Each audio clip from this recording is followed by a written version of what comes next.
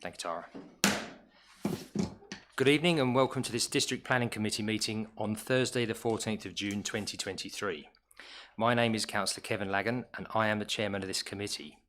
Members, we are streaming this meeting live as well as recording, and by being present in the meeting, you're giving your consent to being recorded.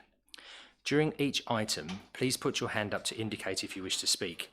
I will then invite you at the appropriate time. Please note that the YouTube live stream sound recording is dependent on the correct use of microphones. Therefore, can I ask that when invited to speak, you remember to turn on your microphones and turn it off when you've finished. That will be indicated by the red light on the top.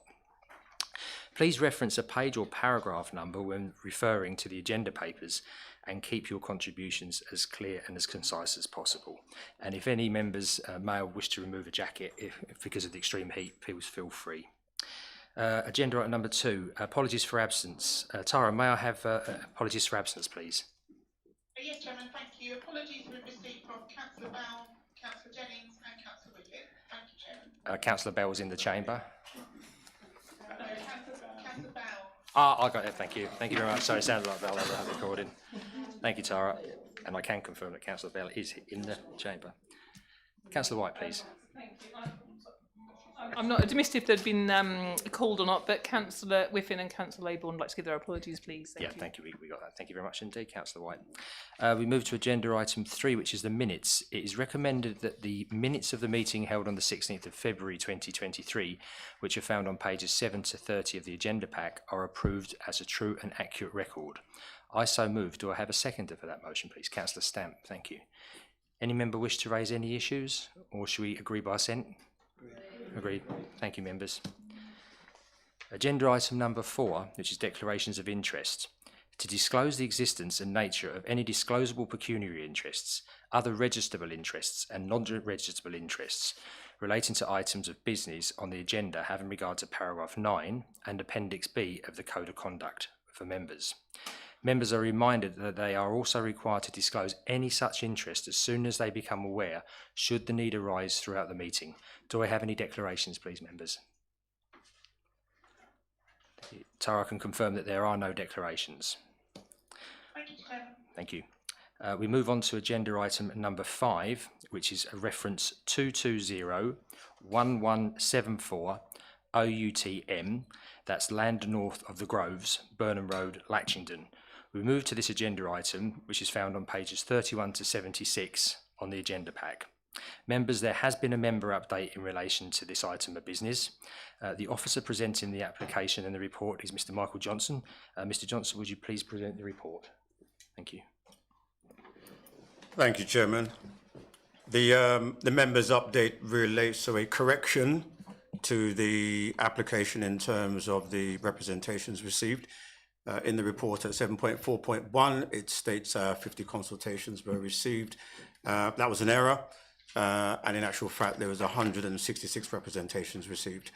And also just to state that the report does take account of all those representations. Thank you, Chair. Thank you very much indeed. Okay. If we start, this application is an outline planning application with all matters reserved, except for the means of access from Steeple Road and Burnham Road. This is for residential development of up to 160 dwellings, including affordable housing, 5% of the dwellings being bungalows, 100 square meters of office hub floor space, 0.21 of land for children's day nursery and associated parking, use class E of the planning use classes order, community park, sustainable urban drainage system and associated infrastructure.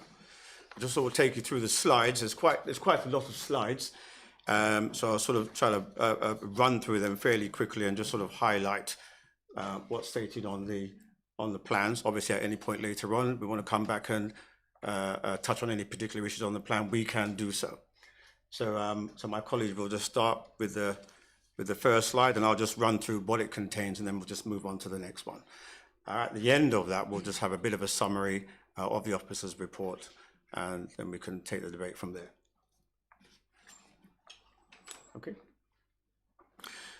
Right. This is just outline the site boundary, adjacent to but outside the eastern edge of the defined settlement boundary for Latchingdon. The site is not the subject of any national or local landscape designations, and it's approximately 10 hectares in site. Okay. This is an aerial photograph just to give the site context.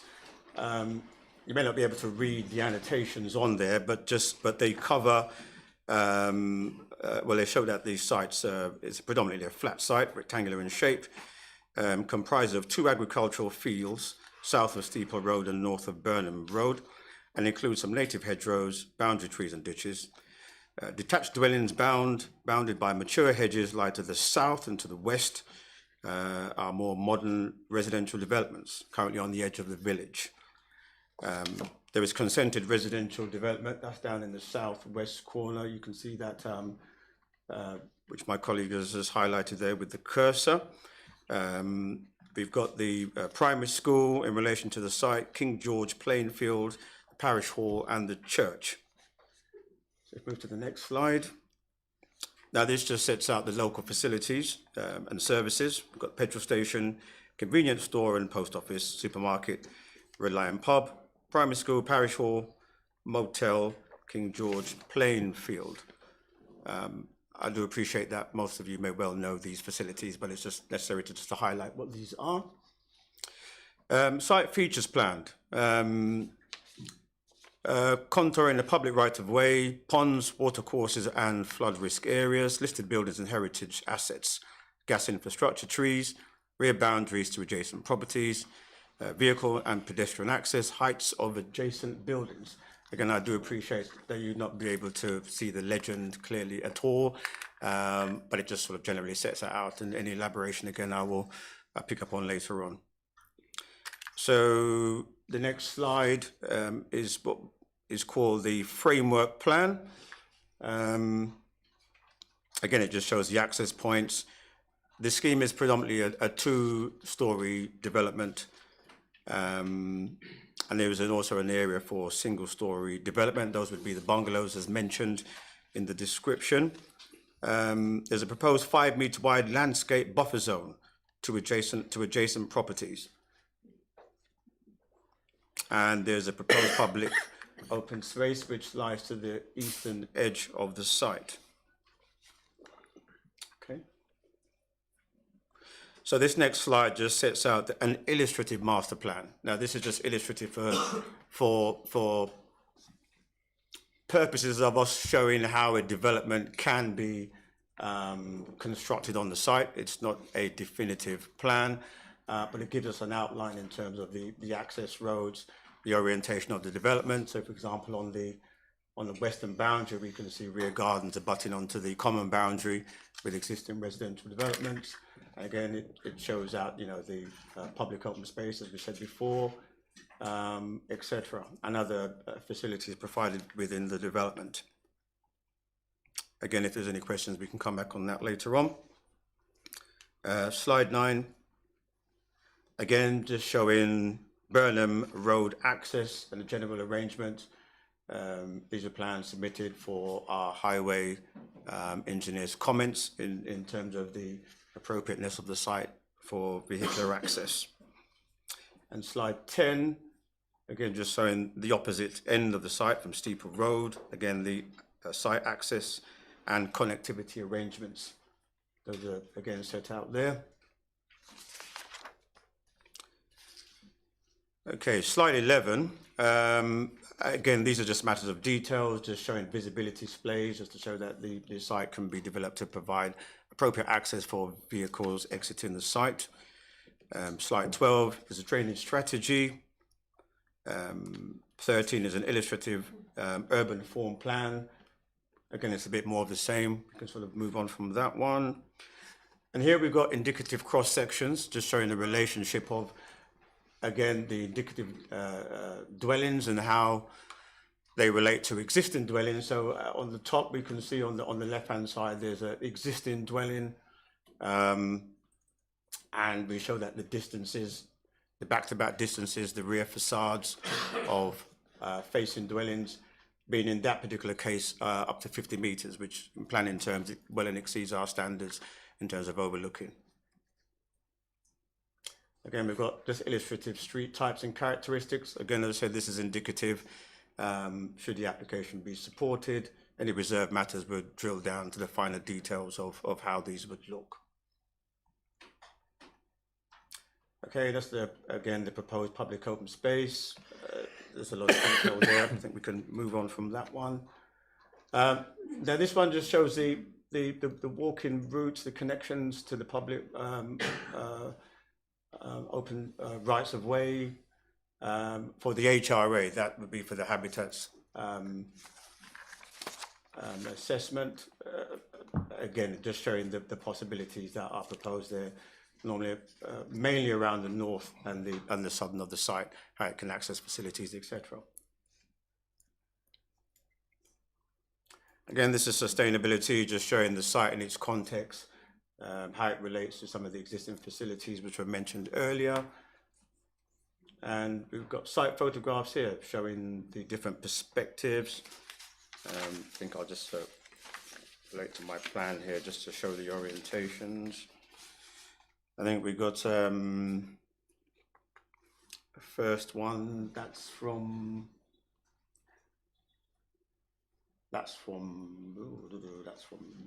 Burnham Steeple Road there.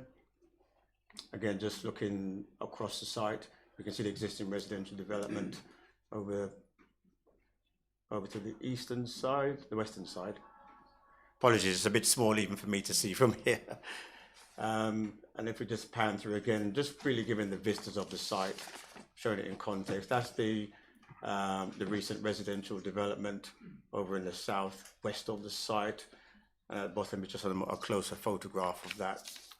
Again, you're familiar with the area. Views towards site from Burnham Road, looking west. Okay, views of site from Steeple Road, northern access.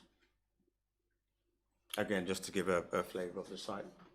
Okay, so that's the presentation slides. We can always go back to any one of the slides if any more detail is required. I think if we just have maybe the illustrative master plan, I think that's a useful one to rest on for now. So summary and conclusions. Latchingdon is considered to be a sustainable location for new development. And although outside of the defined development boundary, the proposal is judged to be sustainable development through the three-dimension test of the National Planning Policy Framework. And that's in terms of the economic considerations. We have the office hub, children's nursery and construction jobs from any approved development. Social, significant contribution to the supply of housing in the district and maintenance of a 5-year housing line supply.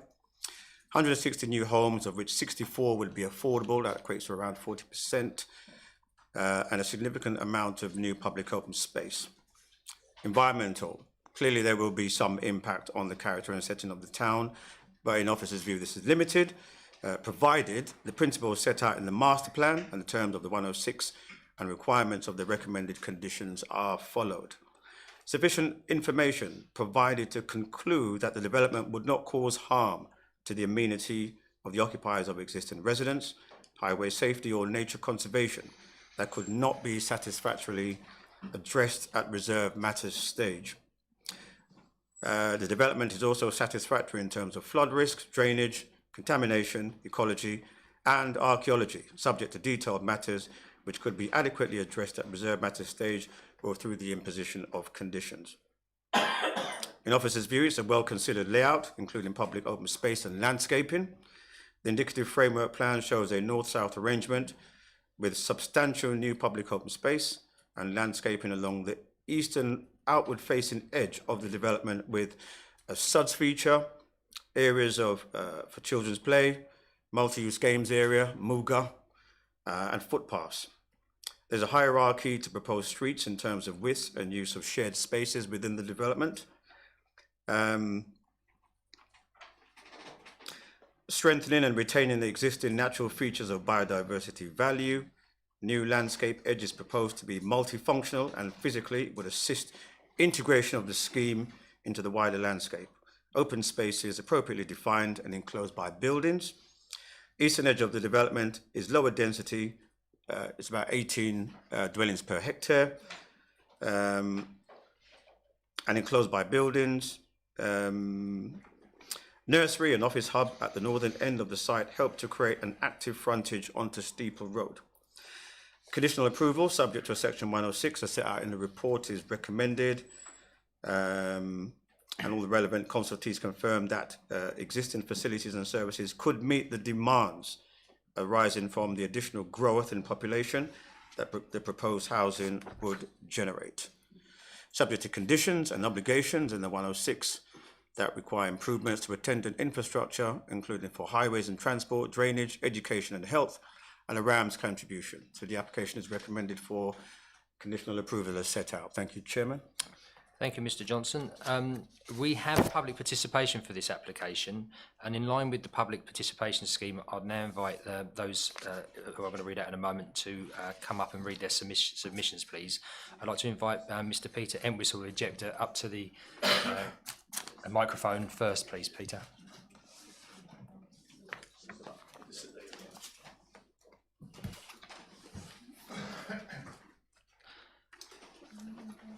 Just like to remind you, you're allocated 2 minutes only for public speaking in accordance with the public participation scheme.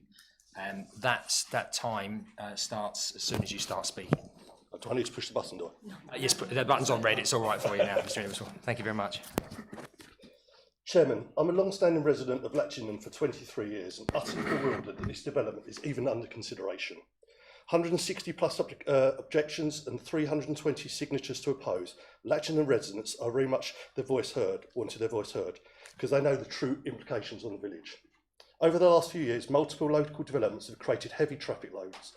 The Dengie area has only 3 roads of exit, and here lies the issue. 2 of these roads meet at the village, right next to the proposal.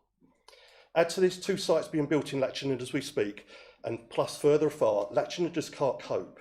The traffic converging on the village now often causes long tailbacks, and adding 160 houses at that very point clearly can't be very satisfactory. Even now, 1 car stops at the local shop and we have tailbacks. Drains and drainage remain a major issue. The water runs off the farms and hillland and goes down Rectory Road, and it rests on that very proposed field you're proposing. We currently have waterlogged gardens, and heavy rain makes Burnham Road flood and almost unpassable. Doctor surgeries that can't cope, dentists not taking new patients, and schools that are overpopulated, and the children having to travel, breathing in increased emissions. Throwing irrelevant contractors' money will not solve the problem. Many years ago, we built Southwood and Ferrers, and recently Bewley Park in Chelmsford. Tens of thousands of houses built on modern areas with roads and facilities to match. Surely this is the way forward, not blocking up villages that can't cope. I believe, as we speak, Sir John Whittingale has called back plans down the road to us in Southwood and Ferrers simply because the road cannot take capacity. We will just be adding to that. In closing, I appeal to you in regards to the local environmental issues. We hear government schemes to introduce wildlife, trees and areas of natural beauty back into our lives, but the proposed land is an example of what we are trying to preserve, and farmland which is trying to help our self-sufficiency. The building that is going around Latchingdon brings poor air quality and living conditions and is bringing stress and strain to the residents' health and well-being. Maldon Council, I ask you to make the right decision. Thank you, Mr. Henderson. No, thank you very much indeed. Thank you. That's perfect. Thank you. The timing. Okay, we've got the next public speaker, which is Parish Council Representative. Could I please ask Councillor Elaine Dean to step up to the microphone, please?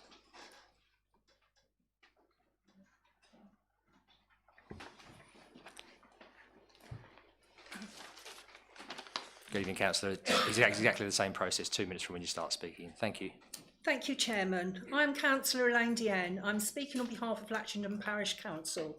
LPC strongly objected to this application, and we are deeply distressed and bewildered as to how and why the officer has found grounds to recommend approval. You only have to look at the unprompted comments on the planning portal to gauge that the socio-economic benefits are not, in the residents' opinion, of any significant merit.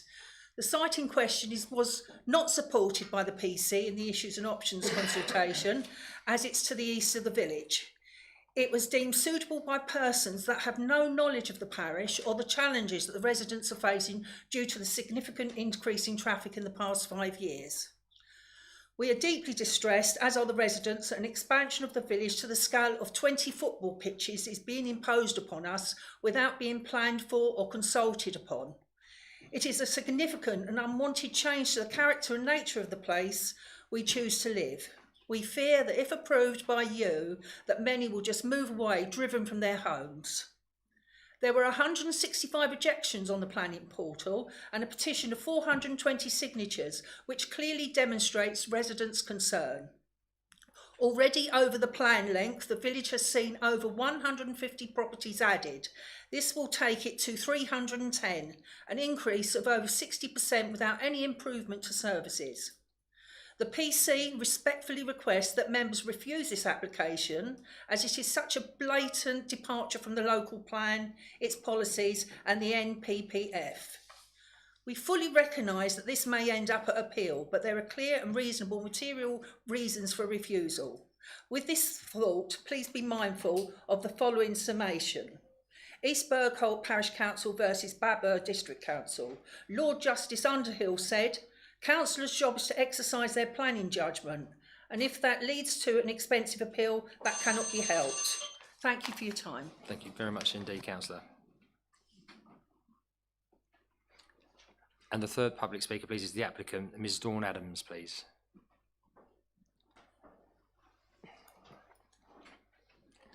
Thank you, Ms. Adams. Again, exactly the same process, please. 2 minutes from when you start speaking. Thank you.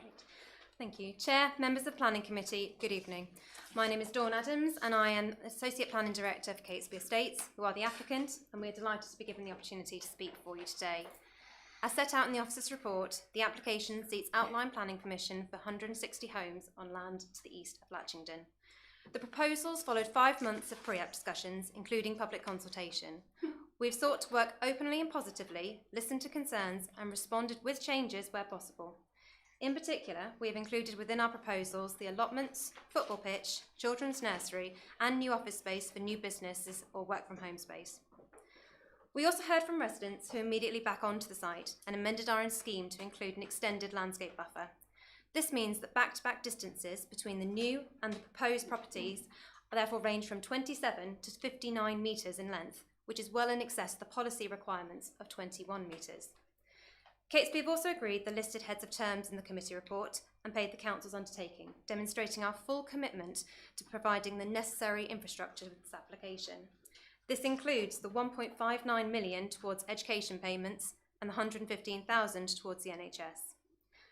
Furthermore, the application includes 40% affordable housing, which is made up of a social rent, intermediate products such as shared ownership and first homes.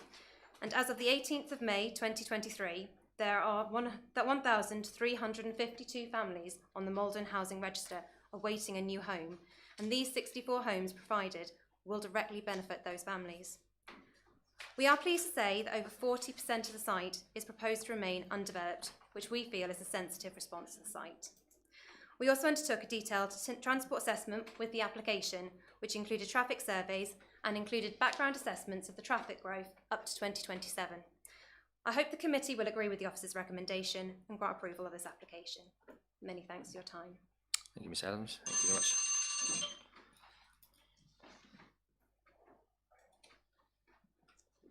Councillor Fluker, thank you. Members, I now invite you to comment on the report. Councillor Stevens. Could I just ask for a point of clarity from the officers, which I think is important for everything? Mr. Johnson, can you confirm you visited the site, and can you confirm that the officer who's dealing with this application, Mr. Marsh, is on the call and available to take questions from members? Thank you. Thank you. Mr. Johnson. I haven't visited the site myself, and neither has Mr. Marsh. I'm not aware of him being on the call. But it doesn't necessarily have to be the officer who is assessing the application to visit the site. Officers can visit the sites on behalf of each other. Officers do have an awareness of these sites. This is a major site officers within our services are fully aware of the site, and we've had many discussions around this site, the nature of the village and its relationships. And that has been part of our understanding in terms of putting this report together. Thank you, Chairman. Thank you very much indeed, Mr. Johnson. So, Councillor Stevens, please. Thank you, Chair. Through you, Chair, I'd like to ask Mr. Johnson, please. We've got a 5-year housing land supply. We've got far more than that at the moment. This proposal is outside the settlement boundary, which is a material significant departure from policy. If we were to approve this, and it has merits, if we were to approve it, what impact, please, would that have on all other applications that come to us before we put in place our new LDP, including other applications on the table tonight? Thank you. Must apologise, Councillor. I don't quite understand what your question means. What I'm saying is that we're always hearing that decisions set precedents. So if we were to decide, yes, let's approve this, we're saying that a development that's outside the settlement boundary is okay. It doesn't matter that the policies say that's not acceptable. We'd be saying, yeah, that's all right. And therefore, I think we would be opening the floodgates, really, and I'd be interested in your comments on that, please. Thank you. Well, I'll just be very brief, because obviously that's a view for members to take. That's not what the officers are forwarded in this application itself. But you know, I set out in the report, and there is nowhere in any national legislation that there is a ceiling to development. That development is constrained by 5 years in terms of housing land supply. The 5-year housing land supply was introduced to ensure there was a minimum to meet housing need over any given period. As we probably know, even the 5-year housing land supply in itself is under review as to whether it is even still relevant, given that there is a continuous and pressing need for housing development to meet requirements of individual areas. So there is no, if I'm understanding this correctly, there is no prejudicing of any future development. There's no prejudicing of the plan. There's no prejudicing of the 5-year housing land supply if this development were to be approved. Yeah. For example, if it went to appeal, and if there was a refusal tonight and it went to appeal, an inspector, while they would be considering the 5-year housing land supply as a minimum period, the tilted balance is not engaged, they are still bound by preeminently the National Planning Policy Framework to consider the sustainability of the development. Does it meet housing need? Does it satisfy the other policies within the local plan, which are material considerations? And in actual fact, they're the starting point for development considerations. Thank you, Chairman. Thank you, Mr. Johnson. Do you want to come back, Councillor Stevens? Please, yes, I would like to come back. So yes, I know that the 5-year supply is not a maximum or a minimum. Sorry, I know that it's not a maximum. But the fact remains that this would be outside the settlement boundary. Our policies say that we won't develop outside the settlement boundary. Now, when we don't have a 5-year housing land supply, because of the tilted balance, we're obliged to waive some of our policies and look to national policy. If we get too low, we can't look at any of our policies, but that's not the case. We're well above 5. In fact, I think we're above 6 at the moment. So I don't understand why we would waive our policies, and I think that's really my question or my statement, whichever way you like to take it. Thank you. Thank you, Councillor Stevens. Any come back, Mr. Johnson?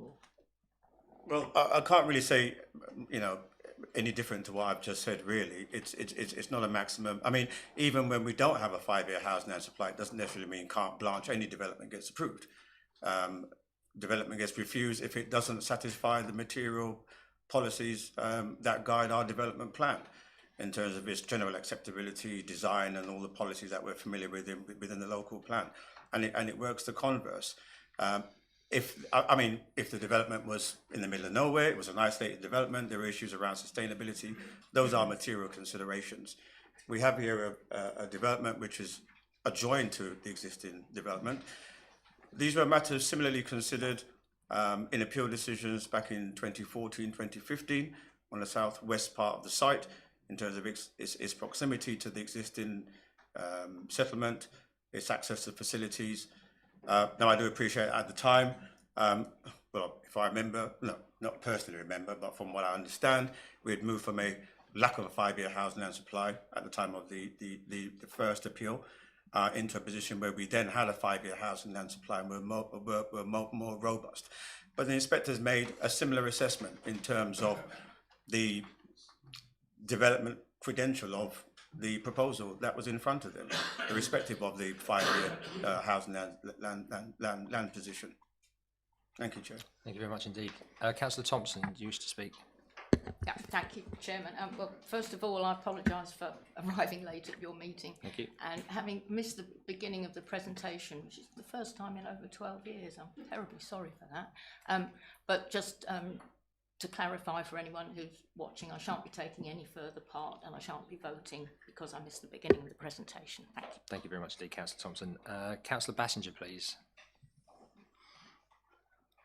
Thank you, Mr. Chairman.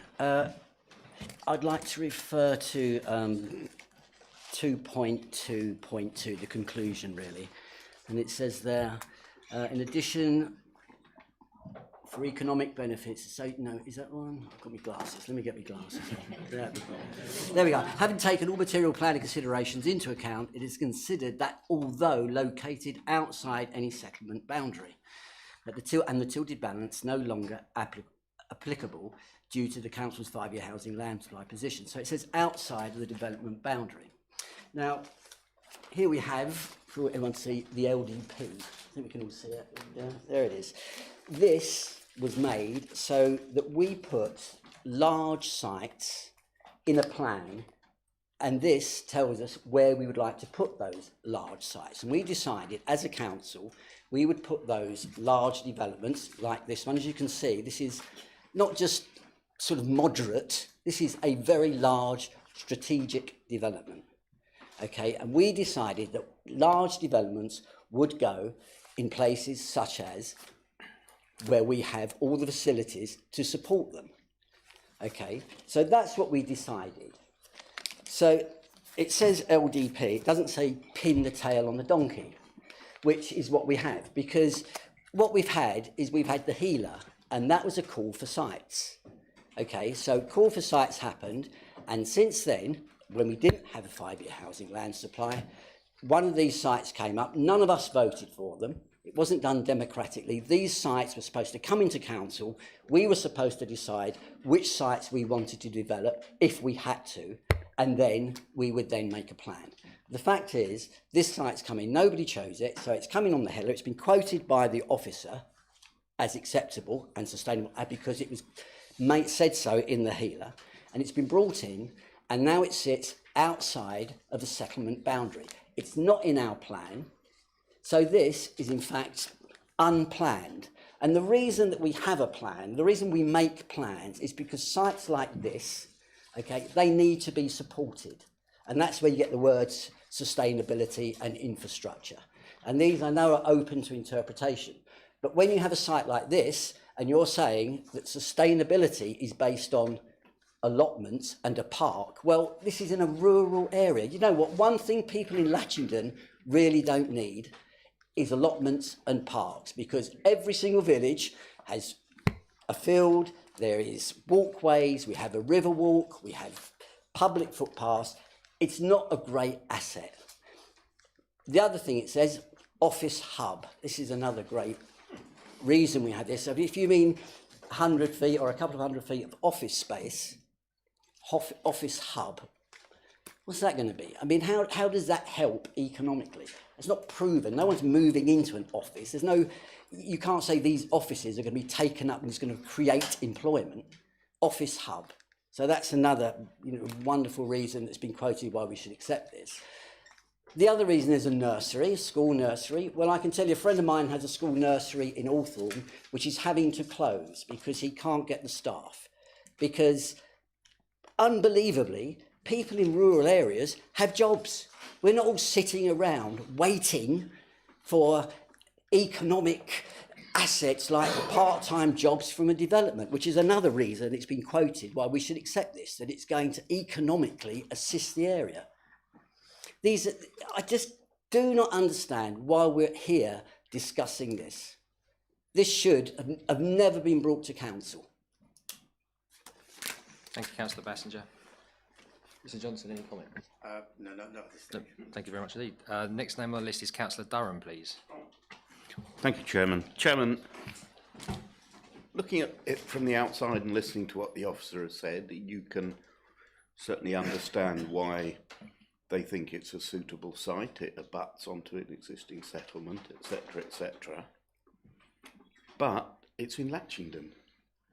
It sits on one of two roads, and I found myself in recent weeks going along this particular road a lot more than usual. They're not even good roads. They're not even a good link on and off the Dengie. And by adding at these existing, these new houses, it's just going to make the matter worse. So, you know, we're also faced with applications for other parishes, other areas on the Dengie, which is just going to compound things. And I honestly don't believe that that this is actually sustainable in the true sense of the word, because there isn't the correct infrastructure. The objector, the resident, made a very eloquent and heartfelt objection, highlighting the fact that there is no primary care facilities, etc., etc. So I'm afraid, put this in a lot of other areas in our district, and it would be more acceptable. But where it is, I'm afraid it certainly isn't. Thank you very much indeed, Councillor Durham. Councillor Paula Spenceley, please. Thank you, Chair. So I'm just going to draw members' attention to page 35, 2.2.2. And obviously you have to remember I do come from the murky depths of Heybridge. I have driven along to Latchingdon to take a look for myself, because that's what I thought I needed to do. I do know where it is anyway, but I took another look. And I was interested in this paragraph because it says the development would have a degree of visual impact on the character and setting of the town. But I didn't find any town when I went to Latchingdon, so I'm just a little bit surprised. Look, for me, it is quite simple. This isn't within our policies, because that table of 106 contributions, it's almost meaningless, isn't it? Because what are we going to build there to bring that forward? We're not. It's just a nonsense. That's why it's outside our policies. And I think, I know we've had a lot of controversy about how fast we review the LDP and everything else, but the policies that we have in the LDP at the moment are there for a reason. They are there for a reason. And I think we've got to think about this, because otherwise, what are we going to be doing? We might as well put our current LDP in the bin and set fire to it, and then add any new one we're going to do and put that in on top and all enjoy the bonfire. Quite frankly, this isn't going to produce what we responsibly as a planning authority should want for our communities. And I think, that's got to be a consideration. And I think it is a planning consideration that we should be very mindful of. Thank you, Chair. Thank you very much indeed, Councillor Spenceley. Councillor Morgan's next on the list, please. Thank you, Mr. Chairman. I'm very sort of taken with the fact that the parish councils, and indeed a lot of those people that have written in, have pointed out the lack of infrastructure in the area, and rather puzzled that the officer's sort of response to that is to point them to, or to point us members to, clause 5.4 of the report. In particular, they've pointed out the lack of education and medical facilities. And I'm looking at 5.4, but I can't see that that's actually answered anywhere in that particular clause. But what I can see, if we move to page 55,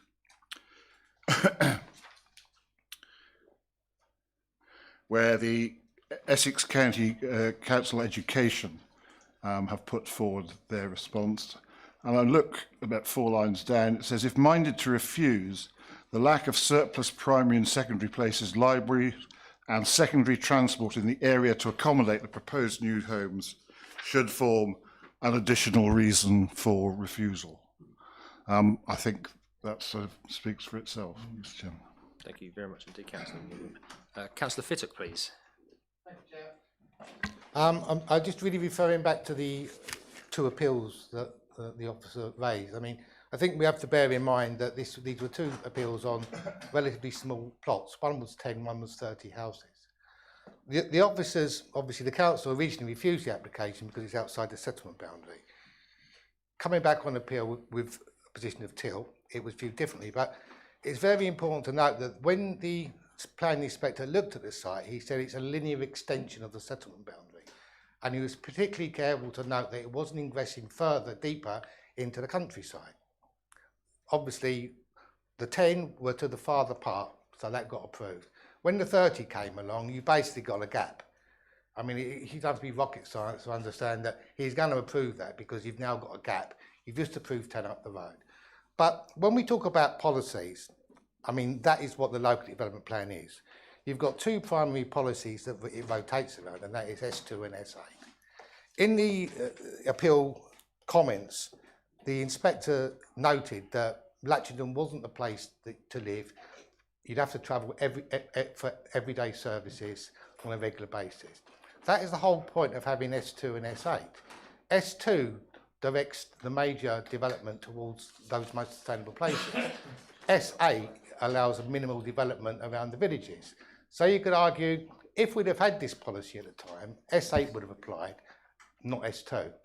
But the problem is, once we replace 160 into S8, then it's obviously completely out of sync with what S2 is going to trying to achieve, and against NPPF paragraph 105, which is looking to make sure that infrastructure or development is built in the most accessible places. So whichever way we look at it, this obviously the plans are there. The plans and policies are there for a reason. All we were trying to do is to use the appeals, in my view, to regard Latchingdon as sustainable. Well, it is for a reasonable number of houses. It's really this question of, is it sustainable for 160? The local development plan policy say it's not. The local development plan says it's not. And things like the NPPF 105, which they're supposed to support, just get thrown out the window if we move forward with these types of applications. Thank you, Councillor Fittick. Move on to Councillor Morley, please. Thank you, Chair. It might surprise you to know that I'm actually 63. I know you can't believe it. and I've lived here in the Maldon district all my life, so I do know the area well. I've been going business with the schools through there.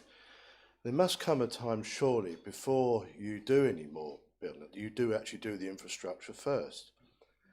I've got haulage trucks and things, and they are now queuing round where the old bowling green used to be to get through Latchingdon.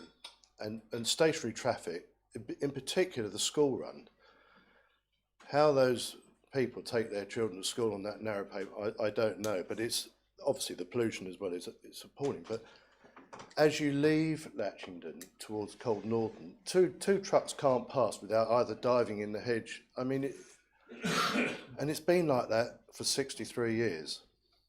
I can't see how another 300 cars, because that's roughly what you're going to get. They all have two-car families these days, roughly. I can't see how it's going to make it any better for the residents. I mean, it's unbearable now. So I think the infrastructure's got to come. I know they say you build the houses, then the infrastructure comes, but it's got to be a point where that comes before the development. Thank you. Thank you, Councillor Morley. Councillor Fluker, please. Yeah, thank you very much, Chairman. Before I start, can I just have a point of clarity from the officer?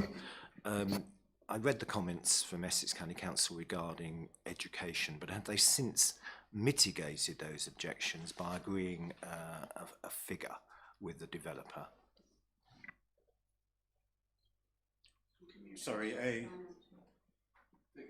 Sorry, so perhaps I didn't explain it, but sorry, I didn't quite hear right. what you said, Councillor Fluker. So basically what I'm saying is the comments in the report regarding education and the holding objection from Essex County Council, has that been mitigated now by the offer of a payment from the applicant? Yes, it has. Well, there you have it, members. Well, it's all done on a national algorithm set by the Tory government, and the same as healthcare. A figure comes up, and then all of those statutory responses are kicked into touch. So it's very interesting what you may laugh, but it's your party's policies, and they want to build everywhere. Councillor Fluke, this planning is not political, please. Thank you.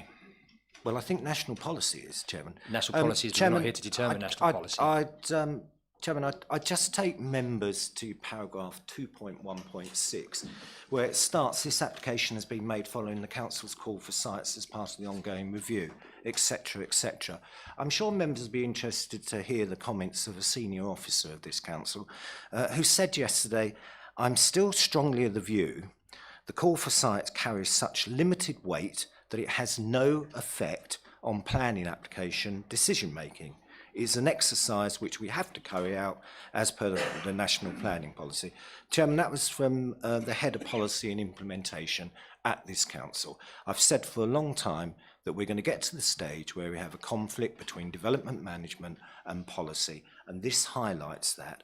Chairman, going to policies particular now, I think everybody agrees that this is outside of the settlement boundary, and if a development is outside of the settlement boundary, then the local development plan through policy S8 directs that you should go to an urban centre. Now that policy is very robust and it sits there quite clearly. So you go urban. So the other thing about this, which I thought was, well, apart from the fact that there's no office, the case officer's not here tonight and no one's been there. I mean, if anybody knows the history of Latchingdon, and it goes back farther than Councillor Morley's 61 years. It's a marshland. It's a marshland settlement, and I often come down the Steeple Road from Steeple, and as you approach the village, all you see really is the church and a few houses on the outside. So this is going to be now, as you approach the village from Steeple Road, you're going to see this huge development, likewise from Burnham Road. So there's an issue there. And there's also something about, if you then take that away, it starts to affect the intrinsic character and beauty of the countryside, which I think also is covered by Section 8 of the policy. But one thing that I do take a huge amount of heart from, and I think anybody else who listens to this tape will, and that was what Mr. Johnson said. And he said, in the officer's view, it created limited harm. I wrote that down, that's what he said. So, Chairman, in conclusion, I think it should be noted that the LPA has the Local Planning Authority, i.e. us, has a 5-year housing land site. The overarching proposal is not within the settlement boundary of Latchingdon, and the local plan, as I said before, directs that in such cases development should be confined to urban areas. As such, Chairman, I believe that the proposal is not considered to represent sustainable development. Impacts of the development would be significant and demonstrably outweigh the benefit of the scheme. So that would make it contrary to policies S1, S8, D1 and H4 of our plan, and also the National Planning Framework. Chairman, based on that, I would propose that, contrary to the officer's recommendation, we refuse this application. Thank you. Thank you. Okay, we'll just, before we go, who seconded that proposal? Okay, so we have Councillor White. Thank you, Councillor White. I've got reasons in the speech that I'm going to give in a minute. Okay, fine, thank you. Councillor Stamp, please. Yeah, I've seen you've been taking notes as we've been going through. But bear with me. I've got a couple of questions and a few sticky notes, so please bear with me. S2 policy growth, how much has happened in Latchingdon so far? The person who spoke, one of the people said 310. Can we have that confirmed by an officer? I think it's really important, because bearing in mind policy SH, and if you'll bear with me, members, I'll read it because Councillor Fittock and a few other members actually refer to this, and I think members who are watching at home maybe don't have an LDP on their bookcase like us other members do. It says, Policy S8, the countryside, and don't forget, Latchingdon is classed as a smaller village in our own LDP. And it states quite clearly, the countryside will be protected for its landscape, natural resources and ecological value, as well as its intrinsic character and beauty. Outside the defined settlement boundaries, the garden suburbs and strategic allocations, planning permission for development will only be granted where the intrinsic character and beauty of the countryside is not adversely impacted upon and provided it is either, and then it goes into A to M, Chairman, which Councillor Fluker has so eloquently just said with his perspective, possible reasons for refusal. But can you go to slide 20, please? And I need to know, slide 20, it says where the access, the Northern Road access is. And I think it'll be beneficial to all members, and forgive me, Chairman, if I'm going to go over my time, because I wanted to ask this at the beginning, but Councillor Fluker got in first as normal. But I would, I would like to see and let members see the entrance or one of the entrances to this road. And Mr Chairman, if you would bear with me at the moment, I'm an Essex County Councillor. I don't have any interest, but I'm getting a heck of a lot of complaints about accidents and issues on that road. So if somebody can just say specifically to me where the exit or the entrance, one of them would be, please. Do you want me to sit down? Because I have got some more. Yeah. No, I haven't. Sure.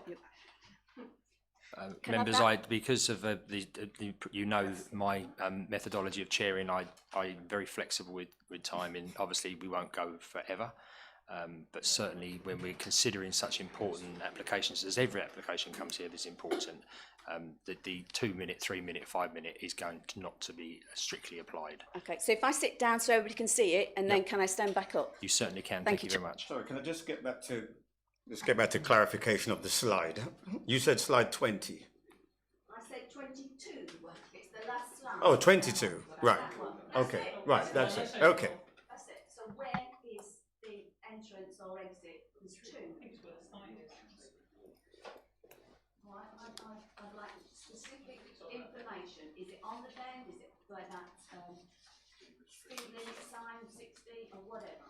You can refer to this way, but that way going 60. Is it before the 30?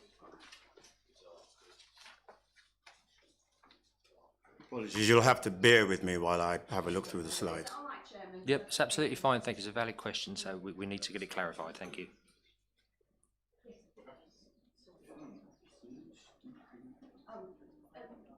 Chairman, somebody's just helped me. It says behind. Councillor, your lamp, please. Chairman, somebody's just helped me. They've said slide 11 behind the tree. So. That's behind the car. Oh. No, I apologise that there's not numbers on these particular slides. We'd have to change the view to be able to see that. I need to see that in the picture. Rubbish at plans.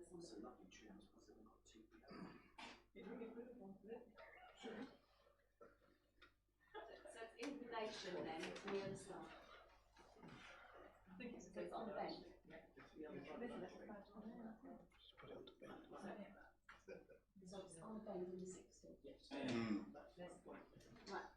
Chairman, it's on a bend at a 60. So I presume there's going to be some mitigation that the speed limits, if this if this application is approved, to actually reduce it down. That road is absolutely getting treacherous now. I know, you know, my inbox is getting full, but I'll move on, Chairman, because I'm pushing my luck. Sorry, just to clarify, the proposal does not include a reduction in the speed limit. That's for the highways authorities.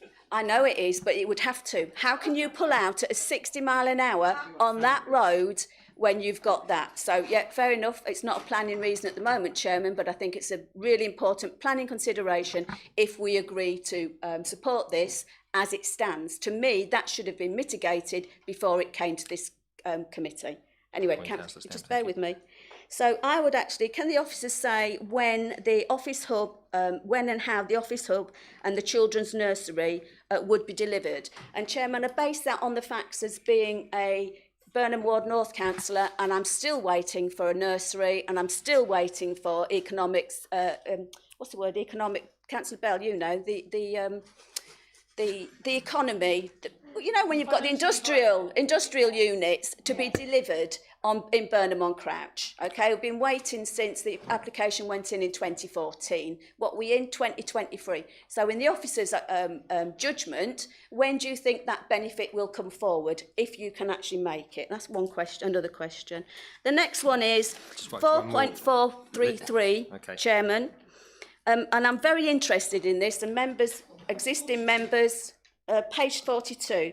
Existing members know I always bang on about education and infrastructure. It says quite clearly here that the admission to Ormiston Rivers Academy is 210 pupils per year group.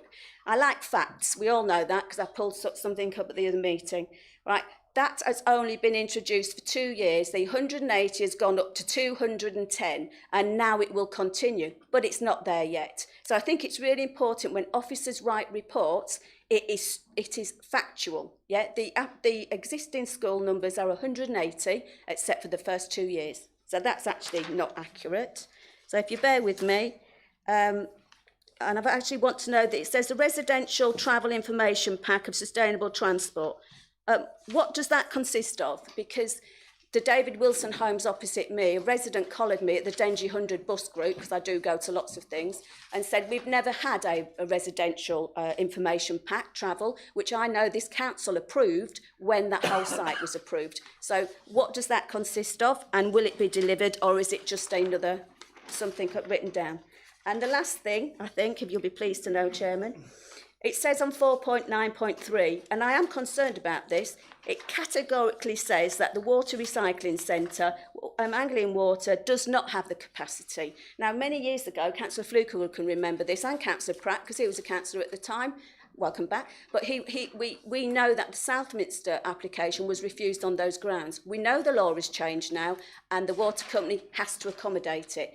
But my inbox is full of Latchingdon residents complaining to me about flooding, and it's flooding which will back onto this development. So I do think we need to be cautious about that. And I lied, I've got one more by the looks of it.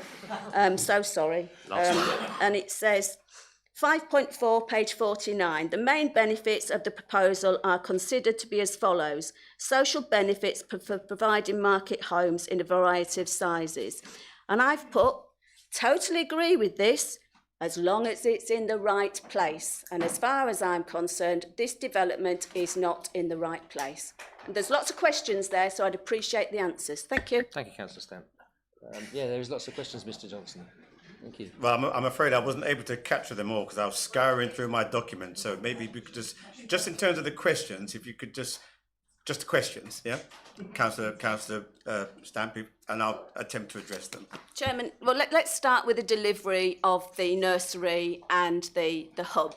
When do you envisage that being delivered, if at all it will? Because I use the example of Burr West opposite me, was approved in 2014 or replied in 2014. It still hasn't materialised. The industrial area, the nursery school, which we know we haven't got any places in Burnham, Chairman, still hasn't been delivered. So how is this going to be delivered? Thank you. Well, you may not like the answer I'm going to give, but it's actually one of the easier questions to answer in the sense that this is an outline application. The only matters for consideration here is access. So I cannot, and in fact, actually at no point can I actually tell you when these will be delivered, because it would depend upon how applications will be determined if this application was approved. So there is a period within which reserved matters applications have to be submitted to the local planning authority. I mean, that in itself runs to a number of years. So it's an indeterminate period. Then there's a whole bill scale. So that's not an answer that I can give you. It's not an answer the local planning authority itself can give you. Thank you, Chairman. Can I come back with that? Because we get told so many times when the previous gentleman, Mr. Lee, was in charge, and I think a lot of other people, the older members, I don't mean old as in older, members would appreciate that we have been told so many times that if we don't raise it now, when it comes to the reserve matters, it is not included. So I think it is really important that somehow, Mr. Johnson, you wasn't here, but I can recollect all the time Matt Lee saying it to us that you can't raise it now, it should have been raised at the outline stage. So I do think it's important. No, it's sorry, I don't want us to be too much in a kind of call and review type situation, but yes, it is important to debate, but in terms of how the application is managed in itself, it in itself follows a format. And that's not a format that, although the matter is raised or not, I mean, the matter is raised in the sense that it's a consideration under the headings of the section 106 in its application for it to be taken into account. So it's raised in that sense. So there's not necessarily the need to actually debate that as such in terms of what the application will deliver. That's actually there in terms of what's on offer. But in terms of on-site delivery, that's a completely different matter. That's not something that the local authority can even put into a report in that particular sense, outside of the timescales within which an application would have to remain valid for these matters to be submitted for consideration. Thank you, Chairman. Thank you very much indeed, Mr. Chairman, I'll shut up now because I haven't had the things answered. Just shut up you yourself. I haven't had the answers that I really think is important for members to make an informed decision on this application. Yeah, I think there was a lot of questions in there, and I think just allow me to speak. There were a lot of questions in there, and I can concur that we were, as members, told to raise them at this point. So there's validity in raising those questions at this point. Councillor Wycke, please. Thank you, Mr. Chairman. Now, for some reason, this iPad has decided it's not going to load the LDP, which I have in iBooks. But the first copy. That's fine. The first policy is D1 3.2. Now, this part of Maldon is well renowned for its open context and big sky, and that formed part of the LDP and the assessments for the local character. And I haven't seen that actually mentioned. And where this development is situated, I supported the infill houses between opposite the Jack Centre on that area there, which this butts onto. I supported that. It's in a fairly useful area. I didn't mind it. You know, it's infill. It's fine. This isn't. And this ribbon that goes up to the north is completely incongruous. And for me, this is the introduction of incongruous housing into a rural area, which is open context, big sky, flat landscapes. So it doesn't meet 3.5, which is the local character. It doesn't meet 3.10, which makes the efficient use or reuse of land. Under section S8 on the settlement boundaries, again, we've got the open context flat landscape in the Dengie area. And it's the incongruous introduction of houses in the area. H4, effective use of land. What is the land designation? Is it class 1 or is it class 2? It won't be class 3. And have we done an assessment of the actual viability of that for farming land? Because I suspect it's class 1 because the Essex clay is very fertile and very good for farming. So really, should this be built on for that one? On 4.17, harm to the character, Latchingdon is designated a smaller village. And it says in the report on 4.1.7, the beauty is not impacted. Well, again, if you drive on that road from Maypole to Latchingdon, that's absolutely impacted. That you can see as far as Maldon, if you look to the left, you can see up to Althorn. You can see a long, long way. So that's absolute nonsense. I completely disagree with 4.1.7. I have a question. In your report, you mentioned the green networks, the north of the site, onto the main road, really? But that's a bit hit and miss. That's the first question. As Councillor Stamp raised, 4.4.4.2 and 4.4.4.3 on page 42, we've got wait times. And I know that both practices in Mayland, which are mentioned, have long waits. You also can't walk to them for this site. And being the wellbeing chair, you should be able to walk to medical facilities, which you cannot do from that area there.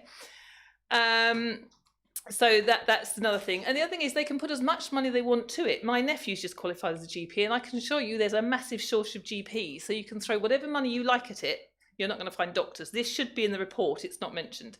4.5.8, paragraphs 4 and 5. Again, the open rural views and flat land. I've got a question. On 4.13.6, air quality does not mention the standing traffic on the road. And this morning I was driving to work And there was a lorry of bricks parked in the main road in Latchingdon, which isn't supposed to be there. It's supposed to go into the development site in Latchingdon. Perhaps we can have a look at the parking plan. And I queued from the road to Lawling Farm, Lawling House, and I queued from there for half an hour all the way to Latchingdon. That was one lorry. And what this doesn't mention is the impact of the air quality with the standing traffic outside the primary school. That's not mentioned, and it's not mentioned in the conditions. So that's another question. On 4.13.17, lighting, again, doesn't really mention that, and this should have been assessed prior to the application being determined. Policy D5 flooding, on one of your slides, I can't remember which one, there's actually areas that are subject to standing surface water. Now that water, I can tell you, was driving this road every day, goes into the ditches, and that runs across the road from Latchingdon to, the other side of Latchingdon. The other thing, it says it's not going to increase flooding. But I say it goes into the ditches. So were any tests for flooding carried out? I couldn't see those in the report. N1, again, that's a question, I've already mentioned it, policy, the green infrastructure network to the north. The other question I have is on the access off of the Latchingdon Road on the northern side. Correct me if I'm wrong, but I understand that that's next to the electrical substation. That's not mentioned in the report. So following on from all of those, my reasons for refusal, should members be decided, are policy S1, tilted balance, does not apply as we have a 6.35 year housing land supply. Policy S8, introduction of incongruous housing into a rural area, which is flat and is renowned for the big skies and open rural views. Sustainability does not meet the third term for sustainability, the impact on the open countryside, which is severe. It also does not have doctors for the city, which can only be reached by car, and again, that does not meet the sustainability test. Policy D5 for the flooding. In the report, it shows areas of standing surface water, and on page 56 does not mention the flooded areas. It also does not mention, if you look on page 56, Anglian Water mentioned that it's only 15 metres from the pumping station. And that it's going to have an adverse impact on the houses that are within that area. So my question is, how many houses are in that area? Also, that pumping station, along with all of Althorn, runs along tiny pipes into Mayland, and Mayland can't cope. And I know that because they have to constantly get access to use lorries to pump out the pumping station. So again, page 56 mentions the smell downwind. Policy I2, health and well-being and access to services. You cannot walk to Mayland, there are no paths. So that's it really, thank you. So I can shorten the questions if you need them, but if I go up, it's access near to electricity substation, policy N1, green infrastructure network to the north. Where's it going? I can't see anywhere you can put it. And there's another one here somewhere. The LDP and the views of the open skies in the district of the Dengie 100. Thank you. Thank you, Councillor. Mr. Johnson. Again, I'd have to just say that my answer can only be quite short, and it doesn't mean I'm not having regard to the comments you're making. But this is an outline application. Yes, this is an outline application. The only matters for consideration are access. The information to support this application, which is not just all and cannot all be contained within the officer's report, is also within all the substantial material which is on the website. So to be informed about wider context of what's summarised in the report would need to also have reference to the various studies which are in the application on the website. The consultations invite anyone interested in this application to look at all the material facts. So a number of the points raised, and I do appreciate these as a number of points, but these are not for consideration in this application. There are 37 conditions. The report helpfully sets out them under their various categories, and we can look at what is required to be submitted under any reserved matters application if this application were to be supported. So much of the detail, which it may be the view that it might be taken as being material to determine this application, may actually fall foul given that the nature of this particular application. So that's just a particular point I wanted to make. Thank you, Chairman. Thank you very much indeed. Councillor Neal, please.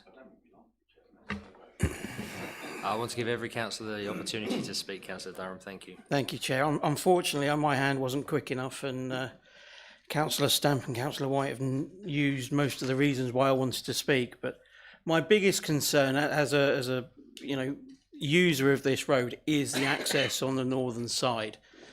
The access is within the 60-mile-an-hour limit into the village, and as many councillors know and have said, travelling through Latchingdon at any point during the day can be a nightmare if someone wants to buy something from the shop.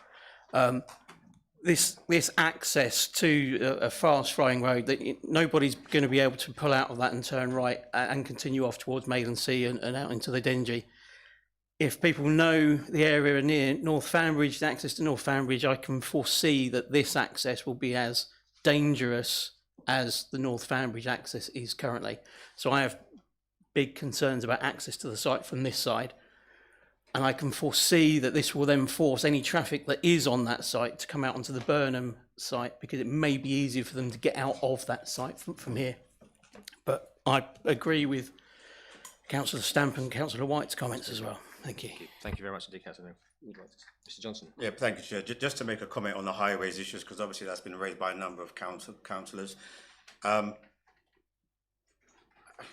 obviously a number of you have heard me say these sort of things before. I will draw attention to the highway comments within the officer's report under 7.2. And I'll just read a little bit of it. Highway Authority has visited the site and assessed the submitted information supplied by the applicant and has concluded that in highway terms it's not contrary to national and local highway and transportation policy and current safety criteria. Then they go on to talk about the transport assessment has analysed the impact of the traffic generation to the satisfaction of the Highway Authority, and it's not considered to have a significant, not to say that there isn't any, but a significant. And again, just on that point, our assessments are not in terms of absolutes, yeah, that there will be impact or there will be no impact. There may be some impact, but it's how much impact. This is in terms of whether it's visual impact or in terms of highway impact or any of the other constraints and issues that we raise as part of these reports. So if members are minded to refuse it, we just have to be mindful that particularly where we're recommending reasons for refusal contrary to statutory consultative responses, there would have to be significant and robust responses to this. And I know some don't like saying this, but we do have to consider that these are things that could be putting us into cost domains if we can't robustly challenge these in terms of your own highway assessments to counter some of the assessments that's been part of this report and considered satisfactory by highways. Thank you, Chairman. Thank you very much, Mr. Johnson. Councillor Bell, please. Thank you, Mr. Chairman. I'll try and keep it brief because members have covered most of the points, but I was a little bit late. Well, cut it a bit fine this evening. Guess why? I had to come through Latchingdon and someone wanted some shopping. I struggle. Some time ago, we as a council declared a climate emergency, and yet we keep on building on floodplain. Where we live is essentially floodplain, edged by very valuable salt marsh, members. We have several sites of special scientific interest. We are going to sink, literally, if we just keep building. Where does the water go? Councillor White has mentioned where the water goes in Latchingdon. We can't keep doing this, and it makes a mockery of our other climate policies. But I spoke to David, blink and you will have missed it on the slides, but on one of them you might have noticed that there's a kennels. Very successful, very important local business, 2 fields away from this proposed development site. Now the kennel owners would have liked to have come and spoken tonight, but they didn't apply in time. They had to put in, they recently, within the last few years, they expanded and they had to put in significant and very costly sound mitigation to mitigate the noise for the existing development. Move 2 fields closer. What's going to happen? Now the kennel owner's he's not interestingly asking us to refuse the application, but what he's asking is whether we're prepared to face costs where residents of the new development might sue us, or what mitigations we will condition the development in order to make sure that residents of the new development aren't bothered by the noise of the barking dogs from the kennels. Thank you. Thank you, Councillor Bell. Any comment, Mr Johnson? I can't have any specific comments as such in that respect. I mean, obviously this is an outline application where there are matters of details in terms of the housing to be constructed, how they're constructed, the details of orientations, where they are in proximity to, you know, noise, disturbance. The illustrative master plan that we showed above is just illustrative in that sense, where it comes down to detailed consideration of the peculiarities of the site, where may be the sensitive receptors, etc., that sort of thing, from barking dogs, etc. These are things that we've taken into consideration. This is where our environmental health officers would consider the localized impact in terms of noise. Does the development address that in terms of its orientation, its build, windows, all these sorts of things, yeah? So these are matters, again, for any reserve matters application, if this application were to be approved in one way or the other. It's not something that we can consider now, and we cannot make definitives in terms of the illustrative master plan. While it gives us an idea, we can't make determinations in terms of detail on an illustrative plan. Thank you, Chairman. Thank you very much indeed, Mr Johnson. Yes, Councillor Fittick. Clarity and a point of interest on that, actually, because, okay, so as far as I understand it, we've got a kennel close by, which we know produces enough noise for our own environmental health team to implement certain conditions to stop that noise going to houses which are further away. Now, it seems to me that if this development was permitted, then the responsibility of protecting the residents of this development would fall on the kennel. That can't be right. And if it was an industrial unit next door, which was open 5.5 days a week, 8 till 10, we would be saying no, because we've had this at Red Lions Farm. So I appreciate this is only reserved matters, and I can see you chomping at the bit to come back. So I'll give way, but it is an interesting one. Thank you, Mr Johnson. Right. Now, obviously, at reserve matters, where we consider issues like this, it would be for the developer to demonstrate that any future occupiers will be protected in terms of their amenity. If that cannot be demonstrated, you know, there's no obligation for reserve matters application to be approved just because there's an outline application. So these are matters that we would consider at that stage. Thank you, Chairman. Thank you very much indeed. Finally, Councillor Fittick, please. Thank you, Chair. For you, Chair. Obviously, this application has been approved in principle because of the social economic benefits. So I did a study really to try to understand how planning inspectors attributed weight to the components of the application. So we've got building, we've got green space, and we've got affordability. Now, consistently, when I was looking at the responses from inspectors, and I used 2 in the district that are both were dismissed on appeal, that were large developments, one in Great Totham, one in Tolleshunt's Night. One was 80, one was 97. Tilt was applied outside the settlement boundary, all the normal stuff that we're seeing today. But they would regard the actual benefits of construction as relatively low because it's short-lived. I mean, it ranges from low to significant. The green space, because the green space is dispatched consistently, that was detached, that was consistently viewed as being of not significant value or low value, or low, if you like, benefit, because it wouldn't be used by all of the community all the time. It's really more for the actual developer itself.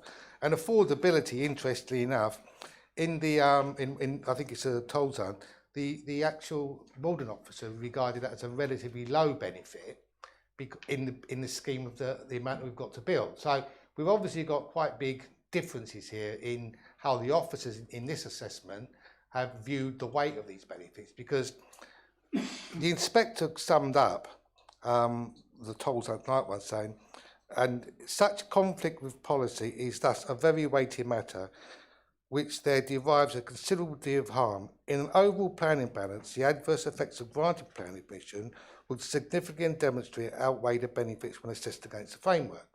So for this the officer to see such economic benefit or socio-economic benefit.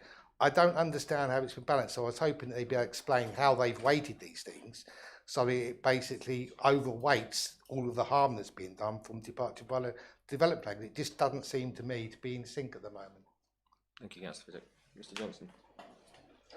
Well, I mean, in that, all I can do is, different audiences, different readers, different assessors will give the weight that they feel is appropriate. Weight may sometimes be subjective, weight may be calculative.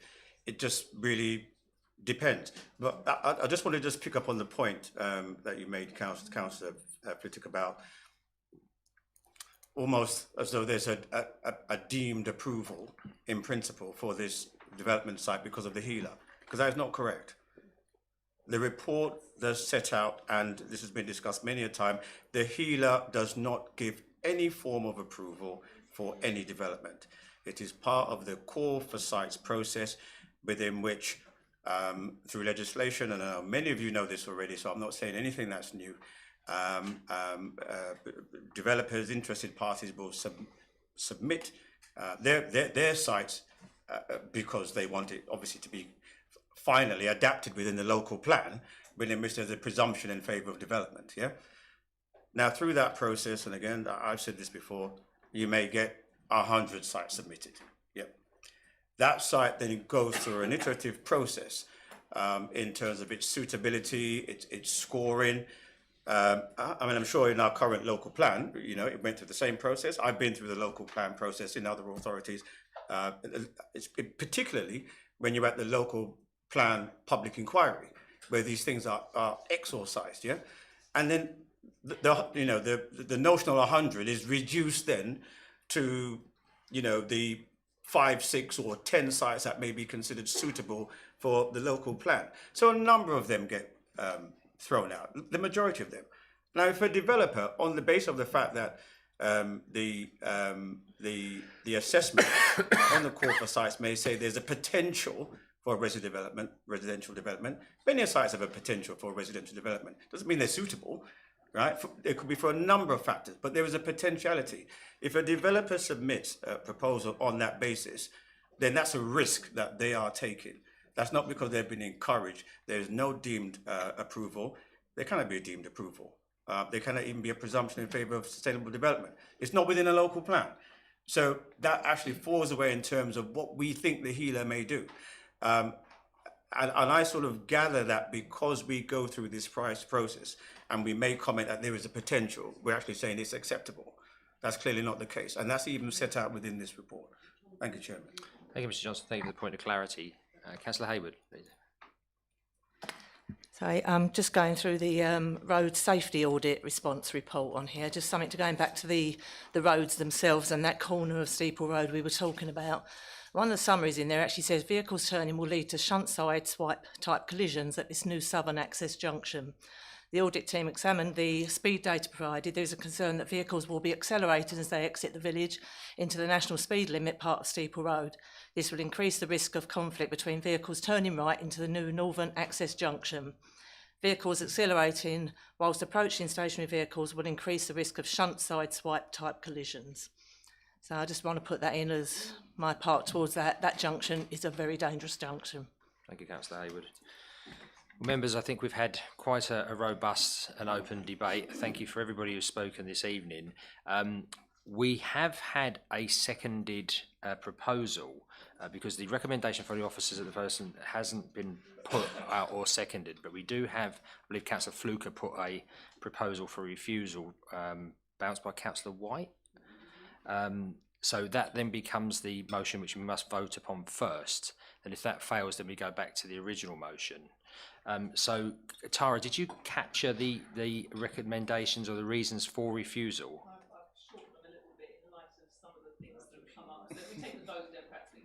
Well, we need to know. Just wait a second when Tara comes on. Oops, thank you, Mr. Chairman. Well, the ones... And with respect, it was my proposal, my motion. Thank you, Councillor White. Thank you very much. I'm sure that if you ask Miss Bird, I'm sure by now she will have grasped it. Thank you. Take a seat just for a moment, Councillor White, please. Miss Bird, can you confirm you can hear? Yes, I can hear you. Thank you very much. Can you confirm that it's Councillor Fluker's recommendation for refusal, please? Second by? Seconded by Councillor White. Okay, thank you. So, Councillor Fluker, can you give your reasons for refusal, please? Thank you, Chairman. The proposal does not, it's not considered to represent sustainable development, and the adverse impacts of the development would be significantly and demonstrably outweigh the benefits of the scheme, contrary to policies S1, S8, D1 and H4 of the Maldon District Local Development Plan 2017 and the National Policy Planning Framework. I did listen to what Councillor White said, but I concur with Mr Johnson insofar as the fact that we're not quite dealing with that at this stage. Thank you. Thank you. So any comments, Mr Johnson, before I put it to the vote? Just in terms of the clarity on the not sustainable development, I mean, that's just in terms of, and obviously you talk about the benefits do not outweigh the harm, so obviously there's that link there. That's absolutely right. I mean, I'm happy, members, to add S2 because I think that was mentioned. So perhaps somebody can just remind me. Policy S2, safeguarding the book out, deals with. Oh, right. Okay. Apologies. I thought that was in S8. So I clearly mentioned that you know we should if something's not within a settlement boundary, then it should be directed towards an urban area. And I think it's absolutely important that we sort of make this clear because I'm sure that the tape from this meeting will be listened to by others at another time. Thank you, Chairman. Thank you, Councillor Fluker. Okay, just for clarity, so it's not sustainable development because it's not located within the urban area. No, that's good. Okay, members, is everybody clear on what we're voting for? Okay, do members want to take this by assent, or does anybody call for a recorded vote? The show of hands, then, members, has been decided. So those in favour of refusal based on the recommendations, please show. Okay, so it's 1, 2, 3, 4, 5, 6, 7, 8, 9, 10, 11, 12, 13, 14, 15, 16, 17, 18, 19, 20, 21, 22, 23. I just got to check it again, members, because it's very important I get it right for the clerk. Yeah, I've got Councillor Pratt. 1, 2, 3, 4, 5, 6, 7, 8, 9, 10, 11, 12, 13, 14, 15, 16, 17, 18, 19, 20, 21, 22, 23. It's 24. That's 24 for refusal. Any against? Any abstentions? Members, that recommendation for refusal has passed. We now move on. Members, I just, you can hear it in my voice. I've just got to adjourn for one moment while I just go and get a glass of water so I can speak for the rest of the meeting. Yeah, thank you, Councillor Pratt. I won't start till Councillor Pratt comes back because then we can, we won't be able to vote on the issue in hand. Thank you.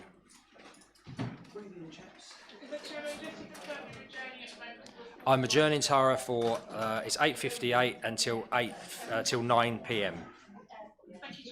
Thank you.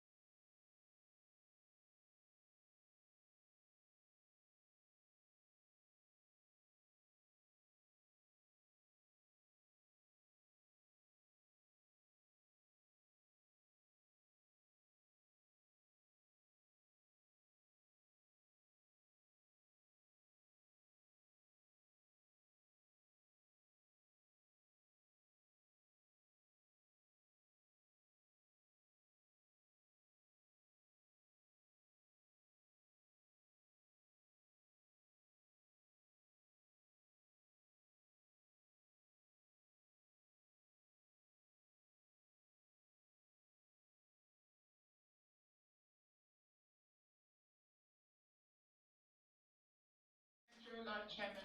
Thank you. Thank you, Ms Bird. Members, thank you for your patience. We now recommence the meeting at 9:02 p.m.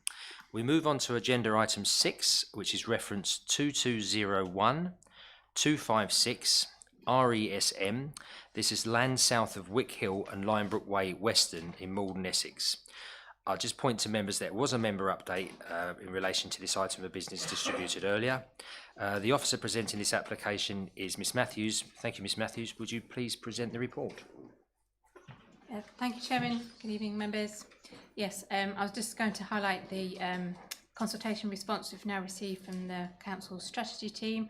It is on the members' update and the extra condition that's recommended there as a result of her comments. I also was going to highlight the request from the, I've also received a query from the applicant about condition number 4, querying the need for electric vehicle charging points for the visitor spaces, and as a result of that, if members agree the recommendation, I would advise that condition 4 needs to be amended to omit reference to visitor parking spaces, electric vehicle charging points.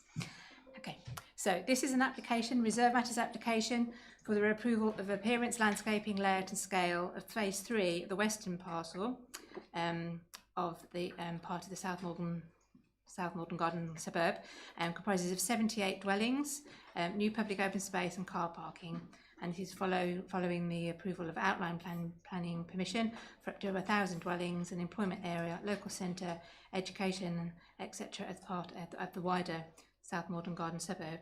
The site is subject to a strategic master plan framework and design codes as part of the garden suburb as referred to in the agenda. So this is the location plan for the site, and it includes the approved phases 1 and 2 to the northeast and southeast, as well as the approved employment area to the northwest. Phases 1 and 2 have got detailed reserve matters approval are under construction. The approved means of access to the site is from Maldon Road to the north.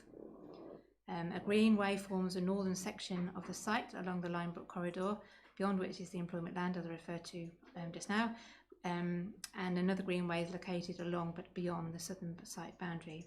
The infrastructure for this phase and the wider western parcel has already been approved back in a 2019 application. This is the proposed layout for the site. It's got a spine road which divides the site southwest to northeast, and the resident development is divided into a series of blocks separated by a hierarchy of internal roads. This plan shows the storey heights, so the blue is 2-storey and the brown or beige is single storey. So there's a number of single bungalows and 2-storey houses. This plan shows the location of the affordable housing element of the proposal, which is a mixture of single-storey bungalows and apartments, which is in accordance with the mix set out in the section 106 associated with the outline planning permission. These are examples of street scenes, and it's considered that the current appearance of the dwellings proposed would be appropriate to this garden suburb and consistent in relation to the schemes approved for the previous phases within both the eastern and western parcels. This plan, obviously you won't be able to read all the writing, but just gives an idea of the landscaping master plan for the site. Landscaping being one of the reserve matters for approval. This plan gives an idea of the ecological improvements that are proposed, which includes bat boxes and nest bird boxes and hedgehog highway. This is a connectivity plan showing how the site or occupiers of the site would be able to connect with the rest of the garden suburb and beyond. So the application site is here in phase 3, so there'll be a mixture of options of walking, cycling, there's a bus route that will run through the site, and obviously this is the vehicle access as well. So these are some examples of house types. So these are the bungalows that are proposed. 1-bed and 2-bed bungalows. And then we've got one bed apartment. That's most of those will be affordable. And 2 bed apartments, again, affordable units. And then these are some examples of the market housing. Very similar to those that have already been approved on the previous phases. And then these are some photos of the site. At the moment it's part of like a service or builder's yard, construction camp for the wider development. And then the bottom photo is the site access, one of the main site access into the site from Maldon Road. And then there's some examples of the phases that have already been completed. Perhaps it's worth pointing out that this is the final phase of the development that was granted permission originally as part of the outline planning permission, and which granted permission for up to 1,000 houses. So this 78 houses will take it up to the 1,000 maximum limit that was imposed as part of that outline permission. But the principle of the development has been accepted as the site forms part of a large area of land which benefits from outline plan permission, most recently granted in 2022 as a variation, as part of which means of access to the site was approved. Provision of the dwellings proposed will make a positive and significant contribution to meeting the housing needs of the district, including affordable housing. The current application is as I just said, for the final phase of development, and does not include all the land covered by the existing outline plan permission, but having assessed the details submitted in relation to layout, scale, appearance and landscaping, in the context of the master plan framework and design codes and the outline plan permission, it's considered the development would be acceptable in terms of its character and appearance and the quality of life for the occupiers of the proposed dwellings. We also consider that development will be acceptable in terms of highways, access parking, flood risk and nature conservation. Appropriate links with the existing urban area of Maldon and the educational, recreational and community facilities to be provided within the garden suburb would be provided. The details of the recreational facilities proposed will be satisfactory. Based on the above, it's recommended that the application is approved. Thank you. Thank you, Ms Matthews. Public speaking, we have a public participant for this planning application. I'd now just like to invite the agent, Mr Joseph Daniels, please.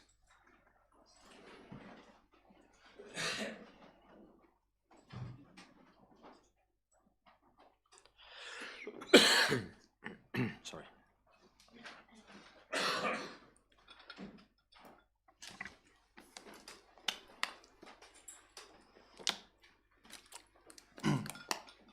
Mr Daniels, as you know, you have 2 minutes from the moment you start speaking, please. Thank you. Thank you, Chair. Good evening, Chair, members. My name is Joseph Daniels. I'm a planning consultant at Savills, representing Crest, Nicholson, Easton, who are the applicant. The applicant is naturally pleased that the application is recommended for approval, since it represents the culmination of a significant amount of work and positive engagement with the council officers, including a series of pre-application meetings. The application follows the outline permission granted in 2016 on this allocated site in the local plan, which gave consent for up to 1,000 dwellings, an employment area, local centre, primary school, early years childcare facilities, open space, allotments, playing fields and other associated infrastructure. Phase 3 of the western parcel will deliver 78 high quality new dwellings in a range of different sizes set within large areas of landscaped public open space. The application also includes 30% affordable housing, ensuring that 30% overall will be provided across all 3 phases. Uniquely, as this is the final phase, it will deliver the 24 elderly affordable dwellings in the form of flats and bungalows, which are required under the terms of the outline permission. The scheme accords with the design codes and the master plan. The design fulfills the policy aim of delivering an attractive new community with high quality housing, including policy compliant provision of affordable homes and family homes, which will both contribute towards the council's housing targets. If I could also just come back on the officer's point regarding condition 4 to clarify the applicant's request, it is simply that the council imposes the same condition wording that was used at the previous phase 2 stage of the scheme, which would enable the council to assess the details that are submitted against the SPD requirements when they are submitted. That's all. Thank you for your time. Thank you, Mr Daniels.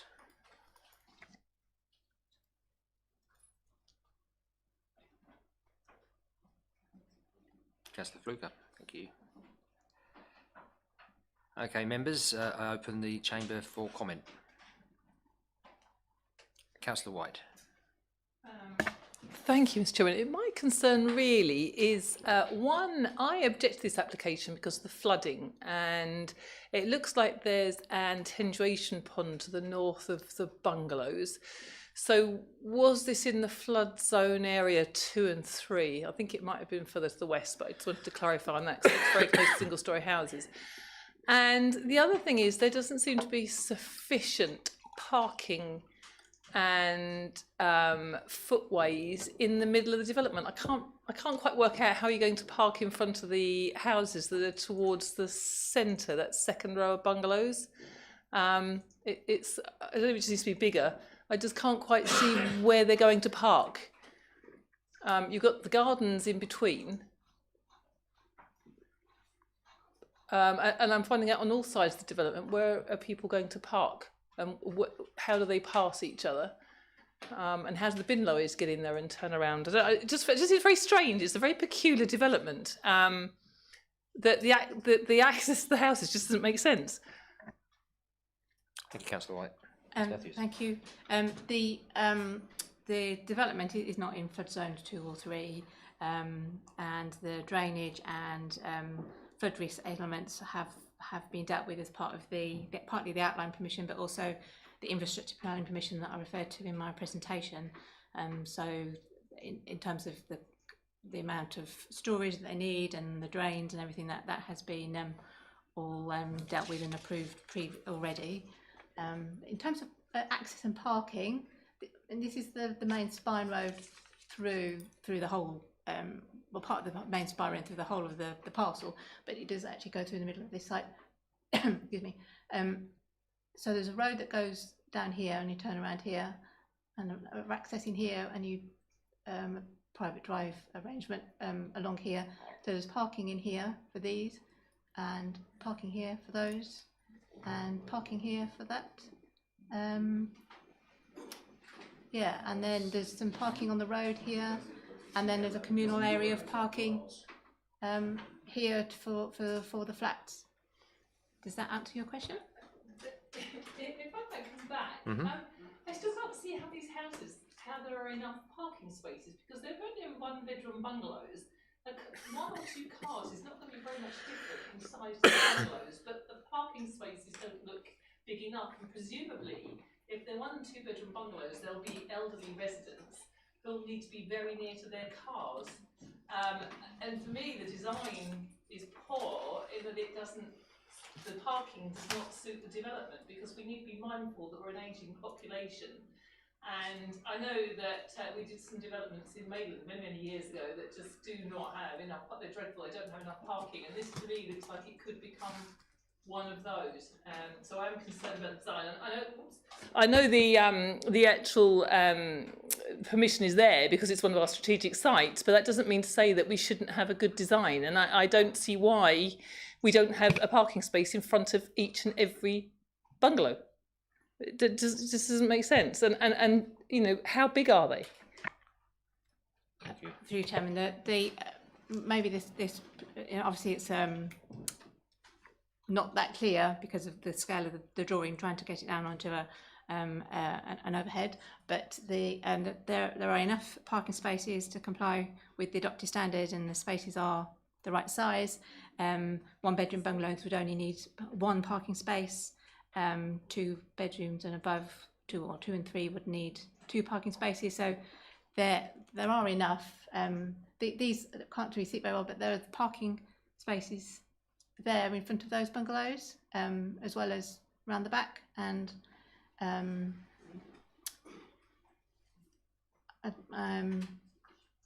yeah, I mean, I'd have to blow the drawing up for you to be able to read what the figures say, but that is something that has been assessed and checked, because that is obviously quite an important factor. Thank you, Chair. I would just add to that in the report, 5.6.2 through to 6.4 sets out all the parking standards, the parking bay sizes, the total number, the percentage of vehicle visitor parking spaces. So totally in compliance in that respect. But I do take Ms. Matthews' point. It may be just visually how it may appear in terms of the image on the screen. Thank you, Chairman. Yeah, thank you, Mr. Chairman, for letting me to come back. My thing is the design is not conducive to the occupants who are likely to live in the 1- and 2-bedroom houses. I have a big concern over design. Design is a major reason for approval or refusal. The other thing is every single application, where is the bridleway?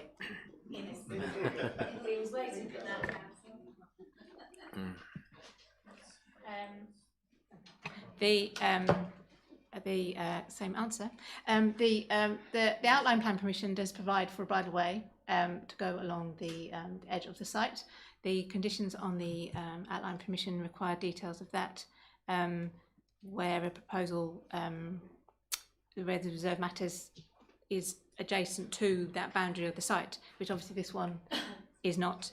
And the this issue did come up as part of discussions in advance of the committee.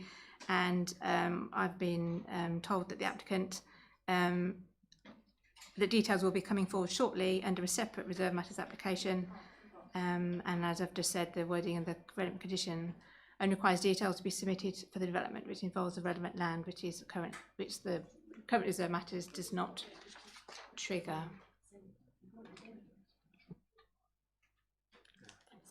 Thank you, Mr. Pickett. Is that, can we do, just a question for clarity, can we do, because I thought all reserve matters were done at that time unless there's a specific exclusion?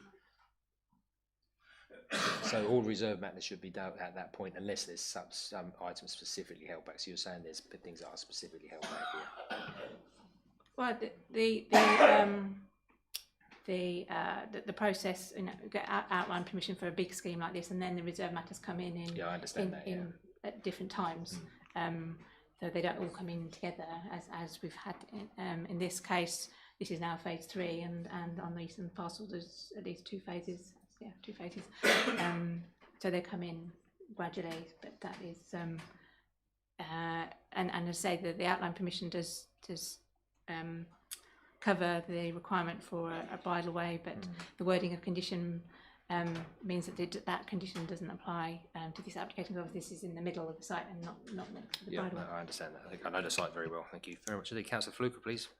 John, I'll give way to Councillor Stamp. Councillor Stamp, thank you. Thank you, Chairman. Mine's a quick question. It's only just come up because it's happened on some of my sites opposite where I live, and that's a covenant that white vans are not allowed to park on their drives. Vans? Commercial. Any commercial vehicle is not allowed. Is this what, Councillor Thompson, you're shaking your head. Can I help? No. Oh, okay. So can you tell me, is that restrictive on here? Because it's actually now creating substantial problems where they're actually parking on the streets and we're actually starting to have, not neighbour wars, but certainly disagreements and letters that are going out to residents because they're not allowed to park their commercial vehicle out on their drive outside their property. They have to park it on the highways, which then comes into question what Councillor Wycke is actually raising about parking spaces and are they adequate? And I'm sure the developer is not allowed to speak, but it's worth taking forward that this is actually happening now. Well, it is in Burnham. Thank you, Chair. Ms Matthews, any comments? Through Chairman, there have been no restriction or limitation to the planning process that stop people, if it's their own work vehicle, parking their van on their driveway overnight in the same ways that I might park my car on my driveway overnight. But that is a covenant which would be the developer putting that covenant on when they sell the plots, rather than anything to do with the council or the planning permission. So, Chairman, thank you, Ms Matthews, but the reason I'm raising it is it's happening. It's actually happening when these developments are being built. So it is actually having an effect on people who are living on these new estates that we're providing for, Chairman. Any other comment, Ms Matthews? No, nothing more to add. Mr Johnson? No, I'm just thinking about, how reasonable it would even be for us to even consider that. I mean, given the different sizes of vans, our parking standards, which we can robustly apply through the planning process or in any appeal process, is based on finite standards. I mean, I mean, if it's a large van, I mean, how big's the parking space? And the impact on that in terms of the overall parking provision within the street or the highway. I'm just trying to think about the reasonability of even trying to apply that. But covenants are not exercised through the planning process, which is what seems to be the case here in terms of what's happening in your areas. And I do have appreciation because obviously some of those have come through the enforcement process, so I'm aware of that. Yeah, so thank you. As an elected member, it's our duty to raise the issues that are coming forward from developments that we have actually approved. So I understand it's a covenant because we've actually looked into it and done a lot of research for people in Burnham.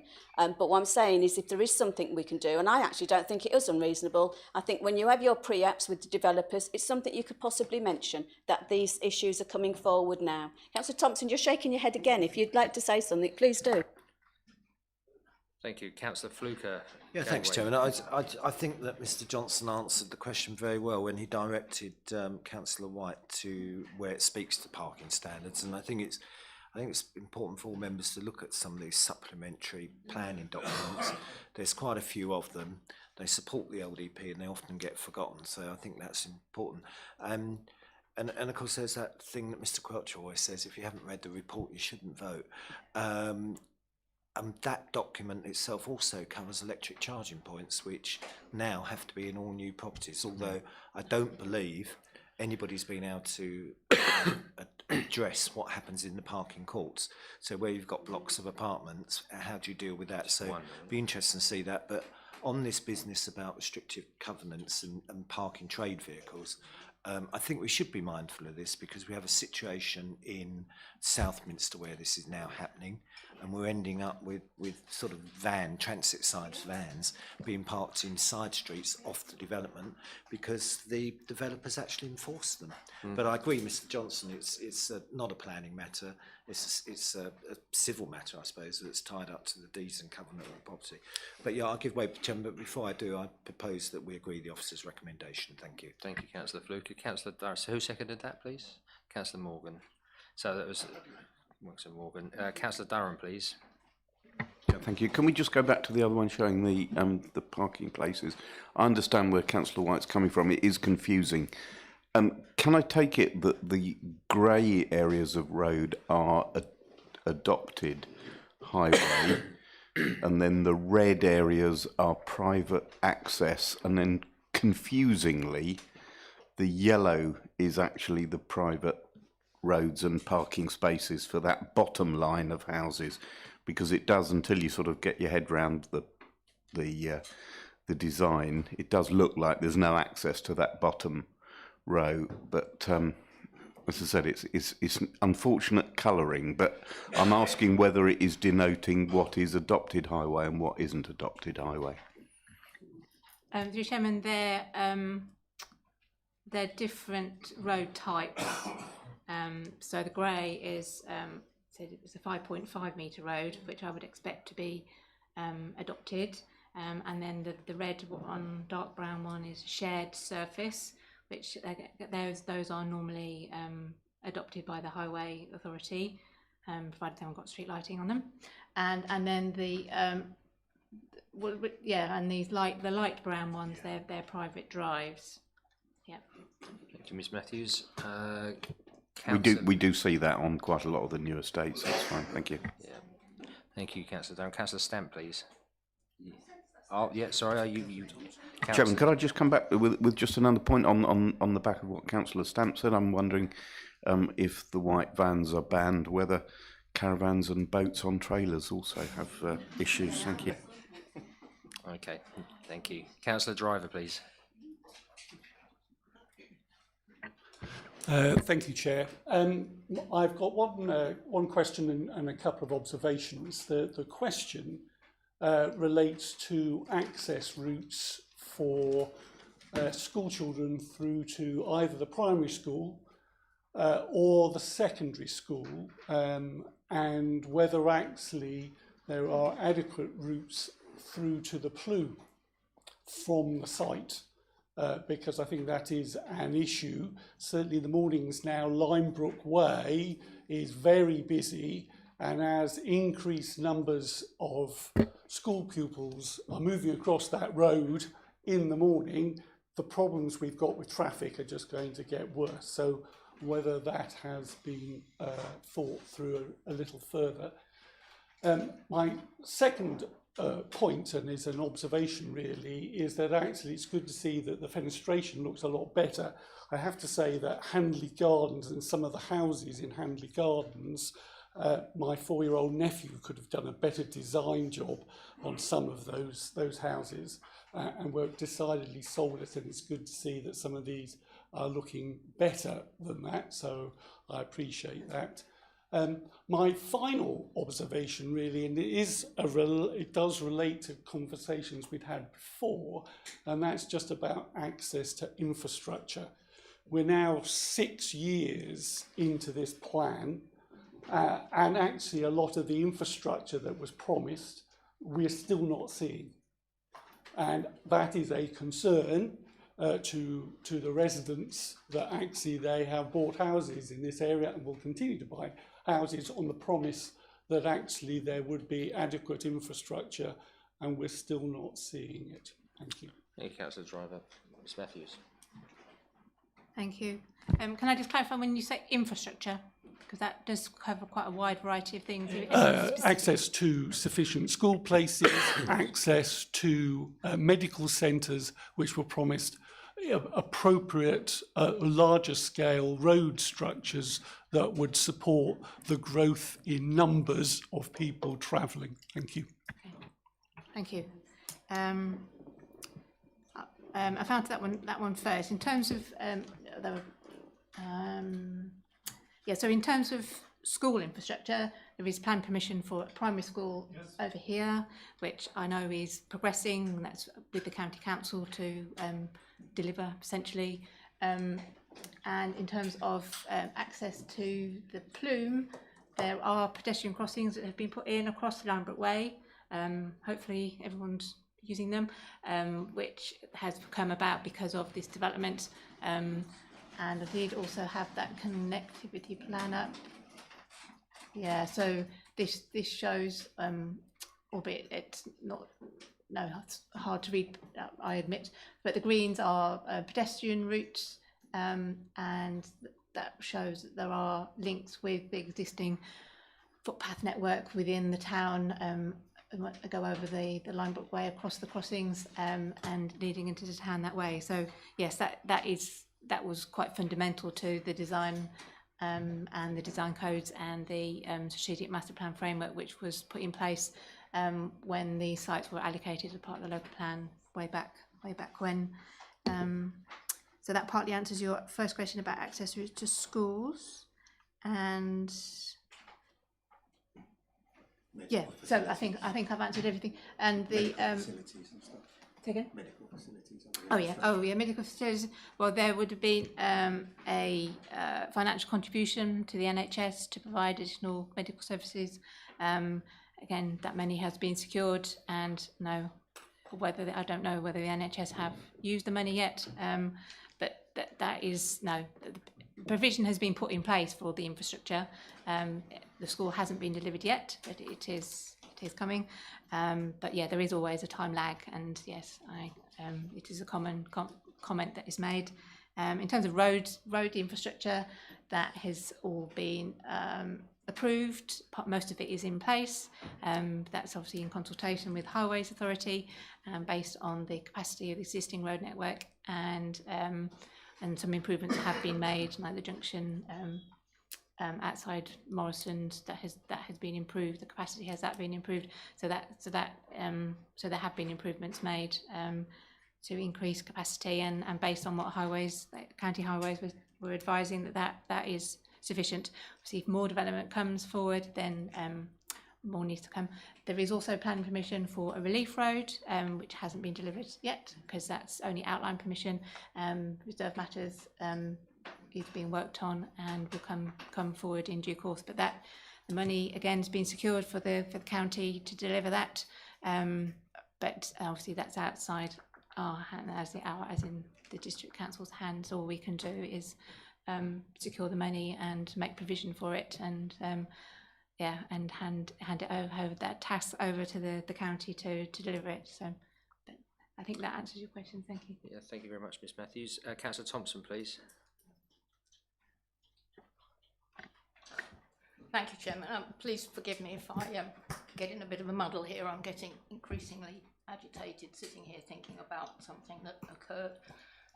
I do in fact have 3, as a matter of fact, neurodiverse conditions, and I do struggle with them. It's a relatively recent idea, and everybody here, you try getting to this time of life and finding out what's been going on for the last 60 years, and I find it offensive, not to say distressing, that when I haven't uttered a word or a squeak, movements of my head are referred to twice in a meeting.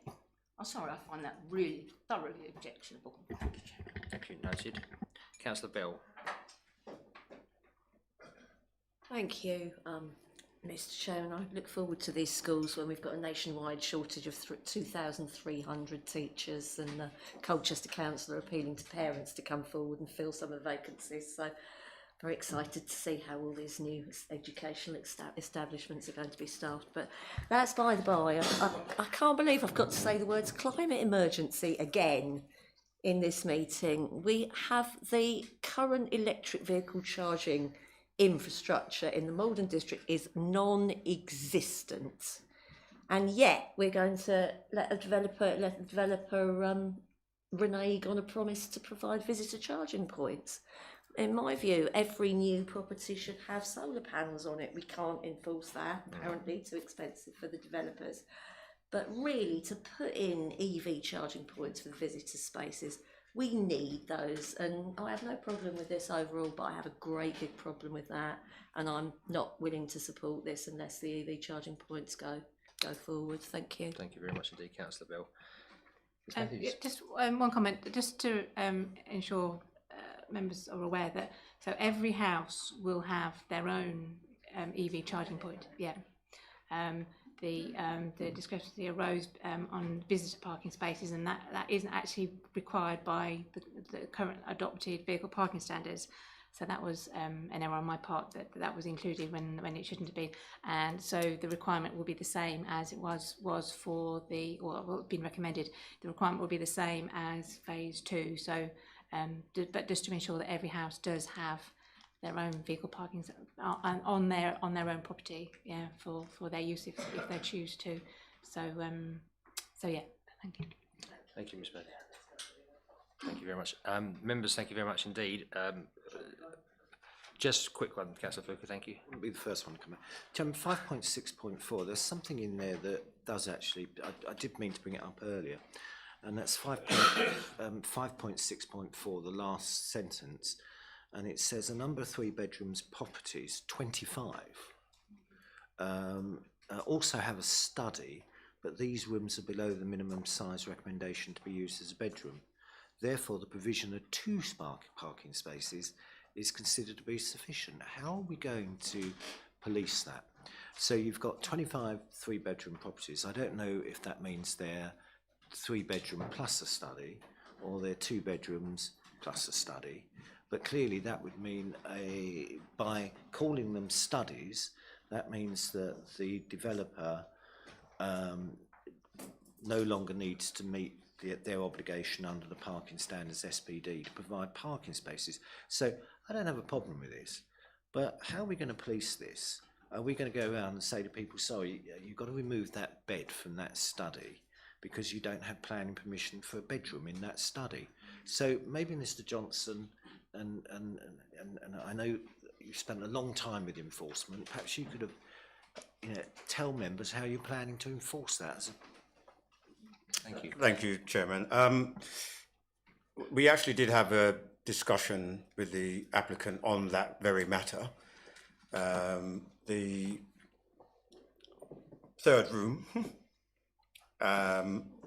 which was identified as a study, as it is now, was initially larger and could, according to the NDSS standards, accommodate a single bedroom, a wardrobe, and the facilities that you can find in a small box room, as we might call it.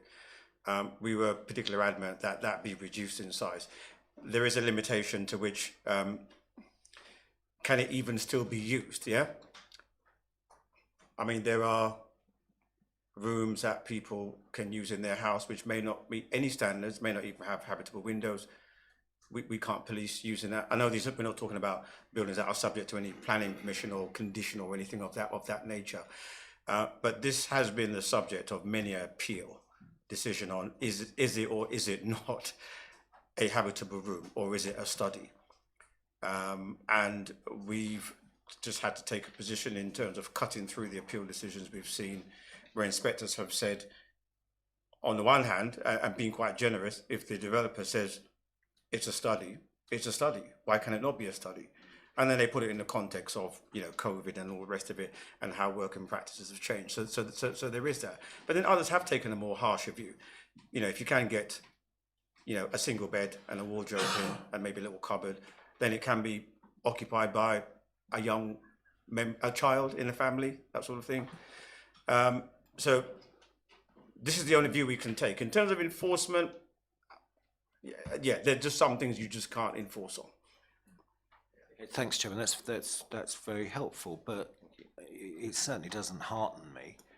And I think, Chairman, based on that, without prejudice, I'll withdraw my proposal that we agree this application, because all of a sudden, I think that the parking standards document is compromised.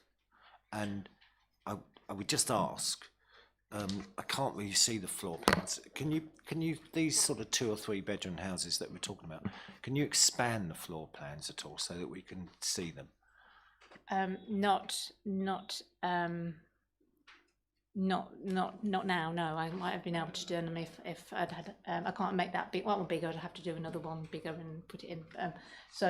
But this is an example of the bedroom with the study. So we've got this is upstairs. You've got 2 double bedrooms and 1 single bedroom, and then you've got this area here which they've labelled a study, which, as Mr. Johnson explained, when the application originally came in, was much bigger and was clearly big enough to get a bed in and could be used as a bedroom. So we took the pragmatic view of that studies are increasingly popular to have at home, or have space for a study, a desk, somewhere to sit. But based on the national standards for what is the minimum size for a bedroom, as long as it's less than that, then it will be unreasonable to say that room could still be a bedroom, which would generate the need for an extra parking space, which is what we're basically talking about.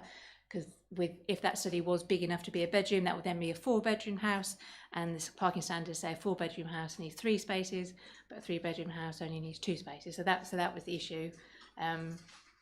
But as officers, we think that is a reasonable, you might call it compromise, but a reasonable solution to that problem of providing a study, but not one that is big enough to be officially classed as a bedroom. But as Mr. Johnson said, you wouldn't be able to stop somebody using it.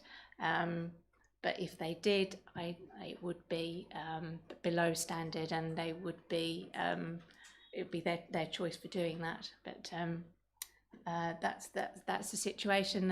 And but also just to confirm that all these properties have at least 2 spaces off-site on their own property for parking. So the only issue is whether, as the plans came in originally, officers' view was that they would have needed a 3rd space to comply with standard, but officers' view is that now they have reduced the size of study sufficiently, and it's not, I think, I can't remember how big the studies were, but it's not like the minimum standard in the national standard is 10 square metres, and they've shown it as 9.5 square metres. It is notably smaller than the minimum standard. So it wasn't just a token gesture. It was a decent. It is significantly below the minimum, not just half a square metre below, for example. So we thought that would be acceptable, or certainly not one that we could refuse or recommend refusal of the application for. Yeah, thank you. Thank you, Catherine.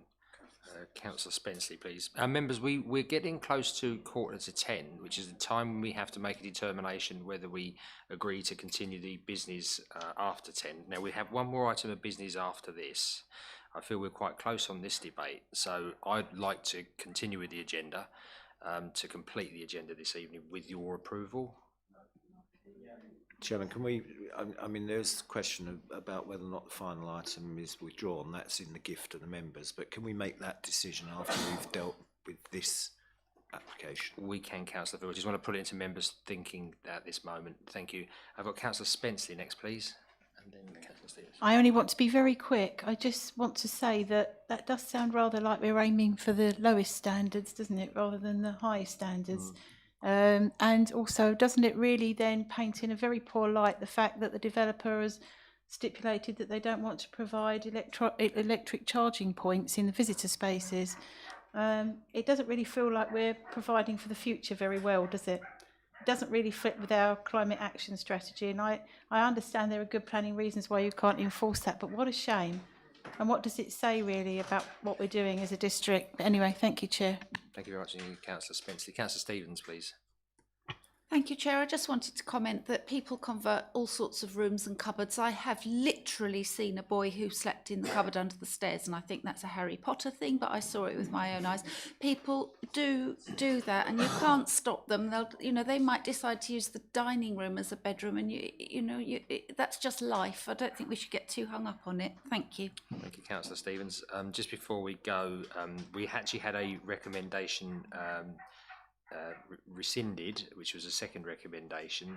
So I now have to put the officer's recommendation for approval into the chamber. Is there a seconder? Seconded. Thank you, Councillor Siddle. Can I just clarify, is that with the additional condition that was proposed and the amended condition that was mentioned? Because the member's update refers to an additional condition. Yep. And obviously the officer in her presentation referred to amending condition 4, I think it was. That would be with the amendment. So this is for, so now we're putting it for with the amendment, Tara. Yes, that's quite correct. Thank you. I just wanted to clarify. Thank you. So we have the recommendation, which has been seconded by Councillor Siddle. Thank you, Councillor Siddle. Members, those for the recommendation, do you want to agree by assent or show of hands? Show of hands probably be good. Thank you, members. I'll just give it. I think they can count that. See passed. Yeah, I think, Tara, do you want a count on this one? There's a significant number of hands to pass. To recommend. Majority, Chairman. Majority is anybody against, members? Or just for record, we've got 3 against and 1 abstention, 4 against and 1 abstention. Thank you very much indeed, Tara. Thank you, members. Members, we are on track. So with your permission, I'd like to carry on. Thank you. My only comment on any application is, can we actually see, please, as a plea to the developers and the agents, can we see the illustrative drawings, please, on bin day, with cars parked, with bicycles, because these are idyllic, where there's 1 car and 1 bicycle and 2 people holding hands. So let's really show what they actually look like. And I've made that plea since I've become a member. So thank you. Okay, members, we move. I think that's something we can. It's particularly for the presentations. Yeah. And we have that real life. Yeah. We need to give ourselves, the decision makers and members of the public, the opportunity to actually see what these things are like, because when they're real, they're not what they purported to be in a lot of occasions. So thank you, Mr. Johnson. Agenda item 7, and thank you very much indeed for the people at the back of the chamber for your patience. This is agenda item 7, which is application 2300321. OUTM, that's land west of Maypole Road in Heybridge. The officer presenting the report is again Miss Matthews. Miss Matthews, would you be kind enough to present the report? Thank you, Chairman. Just draw members' attention to the update, which includes consultation responses from Essex County Highways and the Modern strategy team. Both object to the application, and that has resulted in an additional reason for refusal based on the Essex Highways objection. Since the agenda was published, the applicant has also requested the application is deferred, but for the reasons set out in the update, officer review that there is no reason to delay determinating the application. So this is an outline application with all matters of detail reserved except for means of access to the site for the construction of up to 45 dwellings, together with associated garaging, parking, public open space, landscaping, access, highways, drainage and infrastructure works. So the site lies to the west of Maypole Road, north of its junction with Holloway Road and Langford Road.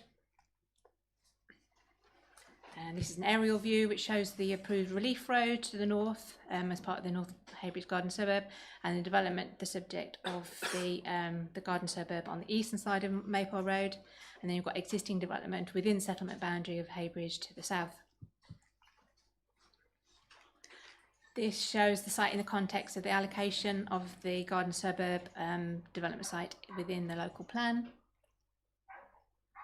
And this shows the location of the application site in the context of the strategic master plan framework, for which covers the whole of the North Heybridge garden suburb. And the illustrative layout, the new vehicle access to the site will be from Maypole Road in that position there, and the existing field access to the site in the corner here would be converted into a pedestrian stroke cycleway access. A parameter plan has been submitted with an indicative surface water attenuation, proposed open space and proposed hedgerow, and showing the existing vegetation. And this plan just shows the location of the Grade 2 listed buildings, which are referred to in the report and also by the heritage specialist in their consultation response.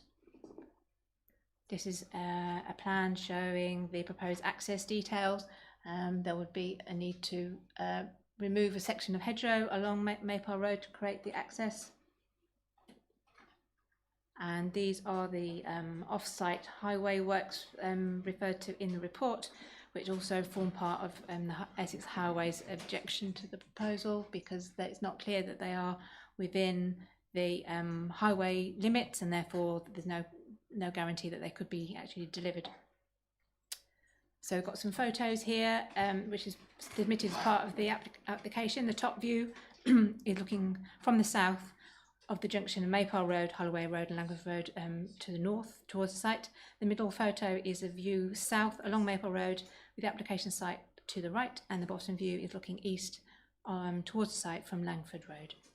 So the application has been assessed, and as officer's view it is unacceptable, particularly taking into account the appeal decision on the previous application, and also in addition now the Highways Authority objection, and therefore it is recommended for refusal for the reasons as set out in your papers. Thank you.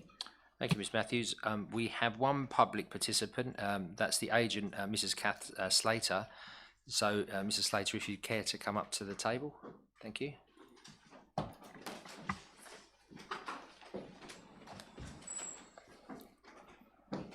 Thank you very much. So, again, once the little timer appears on the screen, again, the timer will start from when you start speaking. Thank you very much. Thank you, Chair. We'd like to request that this application is deferred from this evening's meeting. When this application was submitted, it was within the context of a shortfall in the Council's 5-year housing land supply, as an acknowledgement in the HELA that the site was suitable for residential development. The fact that the housing land supply position has changed so quickly shows just how dynamic this situation is.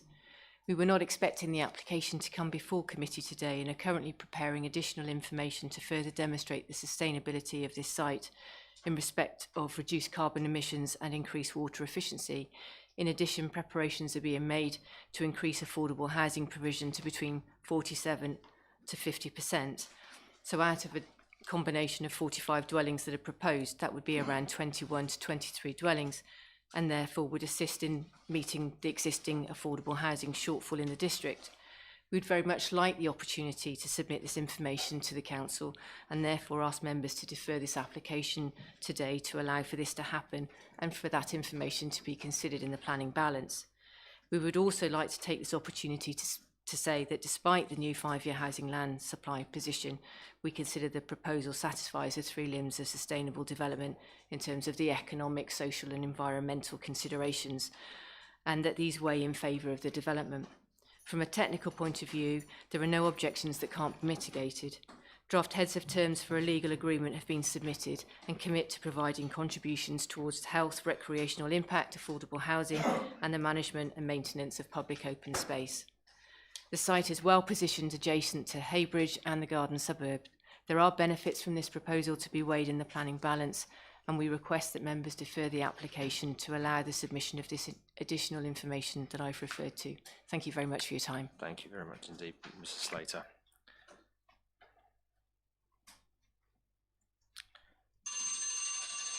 Oh, I forgot about that.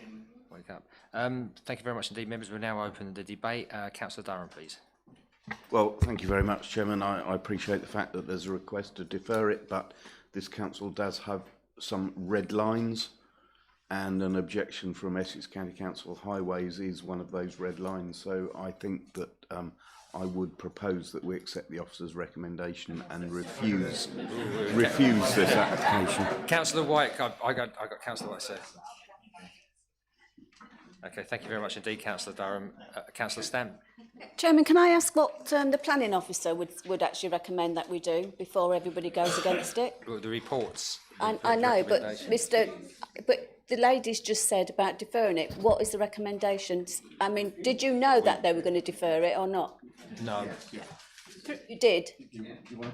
Well, through you, Chairman, I didn't read it out, but there is a comment in the amendment update. But as an officer's view, the issues that the reasons for refusal, well, the main reason for refusal, obviously, can't be overcome through additional information. Highways, possibly, and the Section 106 issues could be by submission of a Section 106. But the fundamental reason, which is the main reason why the appeal was dismissed previously, officer's view is that I can't see any additional information that would change the recommendation. Thank you. I think that's informative for everybody at home watching. Thank you. Thank you very much indeed. And I think just to add to that, it was also officer's view that, again, if members are minded to refuse this application, some of these matters which the applicant has suggested would help to mitigate the impact of the development are matters that could be considered under appeal in terms of any statement of common ground or things of that nature. Or revised application. So that's why it was definitely our view for not to support the deferral.